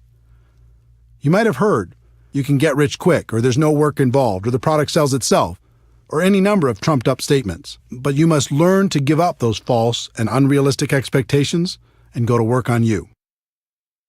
The 1-3-5-7 formula. There's a formula I've seen work in our profession. I call it the 1-3-5-7 formula. As a general rule, it will take you about 1 year to become competent and profitable in network marketing. You'll know the basics, you'll cover expenses, and you'll be learning. It'll take about 3 years of consistent part-time effort in order to go full-time. It'll take about 5 years of consistent effort to become a six-figure earner or above. And it will take about 7 years of consistent effort to become an expert. Now, that doesn't mean you can't make more than that in the short term. Many people do. It just means if you want to keep making that kind of money, you need to eventually become an expert. When you think about it, 7 years isn't so bad, especially when a good portion of it is part-time. You're going to be 7 years older anyway. You might as well become an expert over that period of time instead of just going through the motions. How to learn. Once you make the commitment to focus on your skills, the next thing you need to do is figure out the best way to learn. One of the best things that ever happened to me was realizing there are no bad experiences and no good experiences, only learning experiences. This was a major breakthrough. In other words, let go of the outcome and focus on what you can learn from every experience. This took so much pressure off me. Instead of always looking for great experiences, I started focusing on how many experiences I could have, because the more I had, the more I could learn. Another attribute of a top earner in MLM is they are what I like to call an active student. As a professional, they're always learning, always growing, always trying to get better. Lou Holt said it best. In this world, you're either growing or you're dying, so get in motion and grow. I think that's true. Never stop learning. Model successful behavior. Try to avoid reinventing the wheel when you get involved in this profession. The hard work has already been done. No matter what company you're in, it's easy to find someone who's very successful. Doesn't matter if it's getting customers, finding prospects, inviting, presenting, following up, closing, getting people started, building for events, or any other skill. There are people in your company right now who have them mastered. And unlike other professions, the successful people in your company are eager to share their secrets. All you need to do is model their behavior, and you can begin to enjoy their results. Study. Audio programs got me started. Back in 1988, someone gave me a bootleg copy of a talk Jim Rohn gave to the Shackley Company. It was called The Seed and the Sower, and it rocked my world. I bet I listened to that audio cassette in my car 500 times. From there, I did some homework on Jim Rohn and purchased his Challenge to Succeed audio program. Jim Rohn gave me hope, but more than that, he gave me direction in my continual personal development. That audio program launched my personal development journey. Through the years, I continued with dozens of different audio programs, all incredibly helpful in keeping my mind right. There's something magical about audio. It whispers in your ear, reminding you of your dreams, of your potential, and how to get there. In addition, it's repetitive. You probably won't read a book over and over, but you'll listen to an audio program over and over, especially if it's entertaining. And it seems like each time it's different, and it is because you're different. Jim Rohn also taught me to be a reader. No matter what you're trying to learn, there's someone who's devoted their entire life to the subject and is offering it to you for pennies. Take them up on that offer. In our electronics-focused, attention-deficit society, fewer people seem to read books. That's not true for leaders. Ask the top-earning distributors if they're readers. More importantly, ask them what they're reading. I wasn't much of a reader before I became a network marketing professional, but since 1988, I've read an average of about 4 books a month. Those books have shaped my life and my career for the better. Commit to just 10 pages a day, and you can read a 300-page book in a month. That's a great start. Video. Video is another source of great learning. Sometimes I like to watch training programs instead of just listening. It's part of the reason I decided to use video as my main focus at networkmarketingpro.com. I found if I created a short video with interesting information every day, people received tremendous value. If you'd like to check out hundreds of free videos, you can go to networkmarketingpro.com. It's free. Online. The internet has changed the way we learn and gather information. You can take advantage of online tutorials, watch online videos, attend online webinars, or even watch events live with streaming technology. Events. The best way I know to really internalize life-changing information is to attend live events. As I've already told you, most of my defining moments have come from events. On one side, there's always good information for a person who's listening. On the other side, when you eliminate all of the other distractions in life and just focus, like you do at an event, you have a chance to really hear. Both sides are good. Be careful of distractions. With all of the choices available to you in terms of studying your craft, now more than ever, you must be careful about what you allow into your mind. People everywhere will try to distract you with their latest and greatest breakthrough, and it can be very tempting to jump at all those opportunities. You should be focused on a very narrow range of skills: finding prospects, inviting, presenting, following up, closing, getting people started right, and promoting events. Make sure you master those skills before adding anything else to your to-do list. Take action. Almost all of the learning in MLM is in the doing. If you want to learn how to talk to people on the phone, then talk to more people on the phone. If you want to learn how to do a home presentation, then do more home presentations. You'll certainly figure it out. That doesn't mean you shouldn't continue to seek knowledge on the skill sets for success in MLM, but it does mean you shouldn't wait for complete knowledge before taking action. Part of the reason people avoid taking action is they're afraid they'll be embarrassed. If you want to be successful in network marketing, you must learn to set that fear aside. Here's why. It's very difficult to look good and get better at the same time. Instead of being afraid of how you look as you're learning and growing, be afraid of not taking action and living a life at a fraction of your potential. Let me give you a concept that has served me for over 20 years in the area of developing my skills. Back in the early 1990s, a friend and I were searching for a great network marketing product. We traveled the country and met with many interesting people. Our journey led us to an organization in Michigan called the High Scope Educational Research Foundation. They had a progressive and proven way to teach children how to learn more effectively. High Scope has many components, but the one that struck me then is the one I've used to this day, called Plan, Do, Review. Here's how the company explains the process. In the Plan, Do, Review process, children make plans, carry them out, and reflect on what they have done. In doing so, children learn to take initiative, solve problems, work with others, and accomplish their goals. Their play becomes more purposeful and focused. By making Plan, Do, Review a successful and integral part of your classroom's daily routine, you'll learn how you can promote learning and build on children's interests and intrinsic motivation. When I heard what they were saying on how to use it as a teaching tool for children, the only thing that was rolling around in my mind was how I could use it for myself and the people in my organization. While things didn't work out for turning the High Scope product into a network marketing product, I'll be forever grateful to their organization for helping me and hundreds of thousands of people all over the world to use this concept to build a better business. Here's how I've used and taught the concept for over 20 years now. Choose a skill you want to develop. 1. Make a plan. 2. Do your plan. 3. Review your results to see how you could do better next time. Most people don't make a plan. They just charge out there and do. Even more people never review their results to see how they could improve. Do you see how this connects with no good experiences and no bad experiences, only learning experiences? 1. Make a plan. 2. Do your plan. 3. Review your results, good or bad, to see how you could do better next time. 4. Make a better plan. 5. Do that better plan. 6. Review those results, good or bad, to see how you could do better next time. 7. Never stop applying Plan, Do, Review, and you'll eventually become an expert through trial and error. This little secret to learning in MLM is one of the most powerful I've shared. It's become part of my DNA. I hope the same happens for you.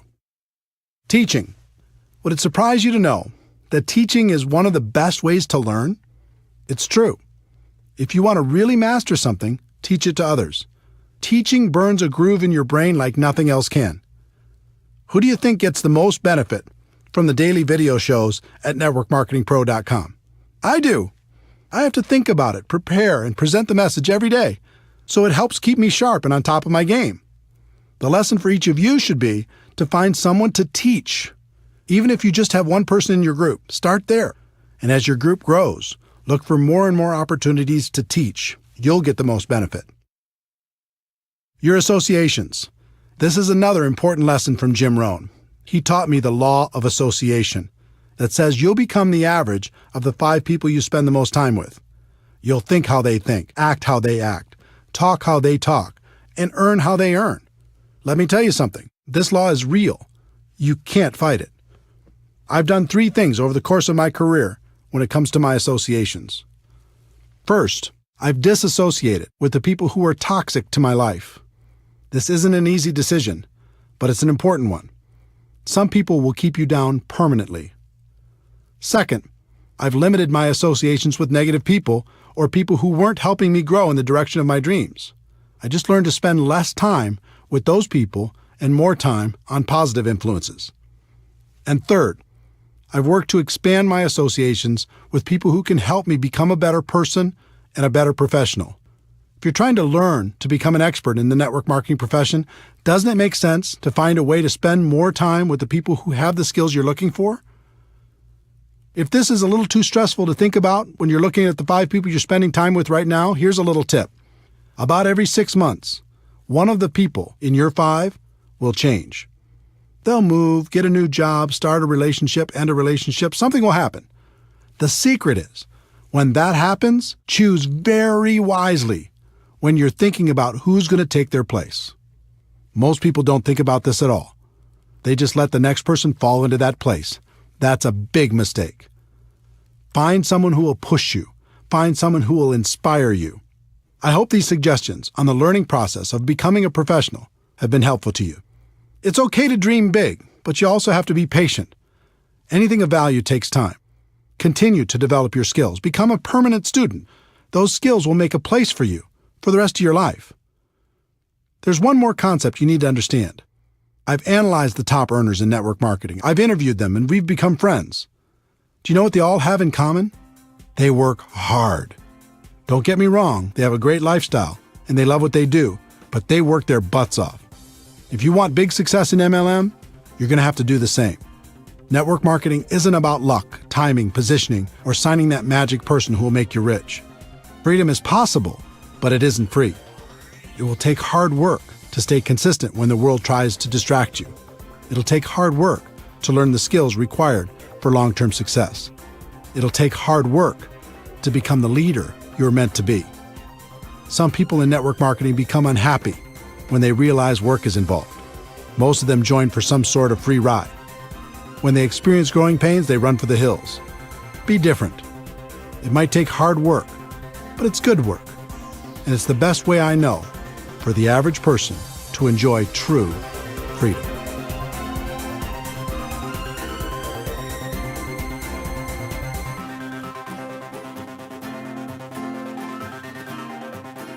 Chapter 12.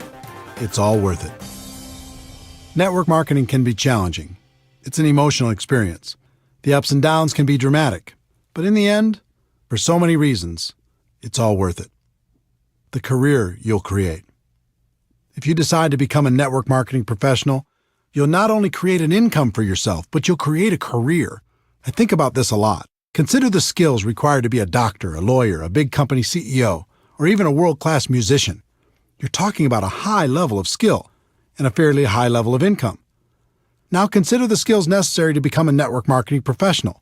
They're tiny in comparison, and yet many network marketing professionals enjoy a higher level of income and most certainly a higher degree of freedom. If you look at any career, there's a barrier of entry, how hard it is to get in, and a long-term benefit, what you get if you do get in. For example, a doctor might have 12 years of school plus an internship. That takes intelligence some of us don't have, money some of us don't have, or even possibly contacts some of us don't have. At the end, they get to enjoy a long-term benefit, although many of them would say the benefit wasn't worth the investment. There's always a ratio between the barrier of entry and the long-term benefit. There's no question in my mind that of all the professions in the world, the profession of network marketing has the best ratio when you compare the low barrier of entry with the high long-term return. One of the best decisions in my life was making a career out of network marketing instead of just messing around. Becoming a professional made all the difference, and now it's great fun to spend a good portion of my time helping other people do the same thing. The freedom you'll enjoy. Freedom is an interesting word. When it comes to work, I think we understand the concept, but not the entire meaning. For me, freedom means having choices. It means living the life I want to live instead of the life other people want me to live. Do you remember the imagination you had as a child? Imagine your life without limits. You wake up when you're done sleeping. You're doing work that is fulfilling and makes you happy. You get to work with people you enjoy. You don't have to compromise all the time. You work when you feel like working, but you also play when you feel like playing. You get to spend tons of time with the people who are important to you. You're living a big life and not wasting away in a box. When you get a clear picture of what freedom is about, you'll find the price you need to pay to achieve it in network marketing is very low. Facing your fears and living a life that's free is easy. Spending the rest of your days living half a life is hard. The lives you'll touch. It's one thing to create freedom for yourself and your family. It's another thing altogether to help someone else do the same. There are so many people struggling in this world. You have the ability to help people see a bigger picture for themselves. You can give hope to the hopeless. You can encourage their dreams. You can provide them with the inspiration necessary to face and overcome their fears. One of my greatest joys is to appear in someone else's testimonial. It's great to hear that someone was lost, and in some small way, I was able to help them find their way. Network marketing allows you to do this on a big scale. Not only can you help one person, but you can help hundreds or even thousands to live a better life. And the exciting thing is, that's just the beginning. It's just like throwing a rock into a pond. When it hits the water, you see the ripples growing larger and larger until they hit every edge of the pond. In network marketing, sometimes you don't see all the ripples. You might be aware of the impact you had on one person's life, and maybe one or two more ripples, but they keep growing whether you see them or not. That's why I do what I do. It's why I wrote this book. I know people will be positively impacted, and that's a stone thrown in the water. But then they'll make a positive impact on others, and the ripples begin. And those people will do the same and over and over and over again. With network marketing, you really can make a difference. The people you'll meet. Network marketing has introduced me to the most amazing people. This profession gives you the chance to not only expand your group of friends, but also to be able to spend more time with them. You'll never find a more passionate group of entrepreneurs in any other profession. These people love life and spend their time lifting each other up. Here's an example of what that means to me and what it can mean for you. You can name virtually any state in the United States or any other country in the world, and a friend instantly pops into my mind. Network marketing has also introduced me to many of my heroes. I've been lucky enough to share the stage and become friends with great people, including Anthony Robbins, Brian Tracy, Dennis Waitley, the late Stephen Covey, Tom Peters, Les Brown, the late Og Mandino, David Bach, Robert Kiyosaki, Harvey Mackay, Art Williams, Ken Blanchard, Tom Rath, Daniel Pink, Mark Victor Hansen, Jack Canfield, Jeffrey Gitomer, Gary Vaynerchuk, Tom Hopkins, and many, many others. On top of all that, I've been able to learn from more million-dollar MLM learners than I could count. All of them have had a positive impact on my life and my career. This profession also helped introduce me to my amazing wife, Marina. I was in Moscow for a big MLM training event, and she was attending that event with her family. Because she could speak multiple languages, she was helping to translate backstage. I was smitten. Our first date was in Red Square at midnight after the event. With the snow softly falling around us, I'll never forget it. We've been together ever since. I'm not saying you'll find the love of your life in MLM, but I am saying you'll find friendships that will last a lifetime. The places you'll see. If you build a large and successful network marketing business, a few things will happen. First, you'll win some trips that will be trips of a lifetime. Second, you're going to need to support your organization as they expand into every territory or country where your company does business. And third, you're going to have enough money and time to go wherever you'd like. It's been said that your life can be measured by the number and intensity of your experiences. If that's true, I've already lived a very long life. I've been to every state in the United States with the exception of Alaska, and I'll remedy that soon. I've also been to about 40 countries around the world. I've gone diving at the Great Barrier Reef in Australia, toured the Hagia Sophia in Istanbul, visited the Twin Towers in Malaysia, boated around James Bond Island off the coast of Thailand, visited the tent cities in Nigeria, ridden the huge Ferris wheel in the port of Singapore, had a private tour of the White House, watched the sunrise on New Year's Day at the Grand Canyon, enjoyed a 30-course meal at the world-famous El Bulli in Spain, cruised through the canals of Amsterdam, ridden a hot air balloon over the Rocky Mountains, rented an entire cruise ship for 2,000 of my friends to sail to the Bahamas, had dinner under the stars at the top of the Hotel de Paris in Monaco, visited my heritage in Norway, sailed the Black Sea off the coast of the Ukraine, witnessed the amazing Sistine Chapel in Rome, golfed at St. Andrews in Scotland, watched a World Cup match in Ireland, and prayed at the Wailing Wall in Jerusalem. All of this and so much more was made possible because I embraced the great profession of network marketing. The same can happen for you. The causes you can contribute to. There are lots of worthy causes. You might want to give to your parents or someone else in your family, or to an organization that means something to you. In 2011, I asked Harvey Mackay, best-selling author, as well as a wildly successful businessman and community activist, for his secret to success. He told me his story. Eric, my father sat me down after I graduated from the University of Minnesota at age 21. I was a little bit cocky, going to take on the world, going to start at the top and work my way up. And he said, Harvey, 25%, 1/4 of your life, starting now, is going to be devoted to volunteerism. Now, I didn't know what that meant, other than I started volunteering for everything. Heart, Cancer, United Way, Boy Scouts, March of Dimes, Salvation Army, everything. Let me tell you what that experience has done for me my entire life. Being on all those boards and being involved in all those charities, I became a better communicator. I became a better leader. I became a better salesperson. Because all I was doing was raising money for the more than 20 boards that I've been on. I became a better sales manager. And can you imagine how many new people I met by just being a volunteer? My network grew tremendously. But the biggest thing that happened was my sense of being a citizen of the world. To know that you've helped another human being and to be able to see the results, it's an unbelievable feeling. I'm so thankful to my father because his advice changed my life. This interview changed my life because it impacted my thinking on contribution. I'd always thought that there was really only one way to help a worthy cause, and that was with your money. But after my conversation with Harvey, I realized that there was 3 ways to help. The first is with your money. Of course, you can write a check, and that's wonderful. Network marketing can allow you to write bigger checks than you could ever imagine before. The second is with your time. Like Harvey said, you can dedicate a portion of your life to causes that are important to you. He chose 25%. You could choose whatever you'd like, but I'd encourage you to choose.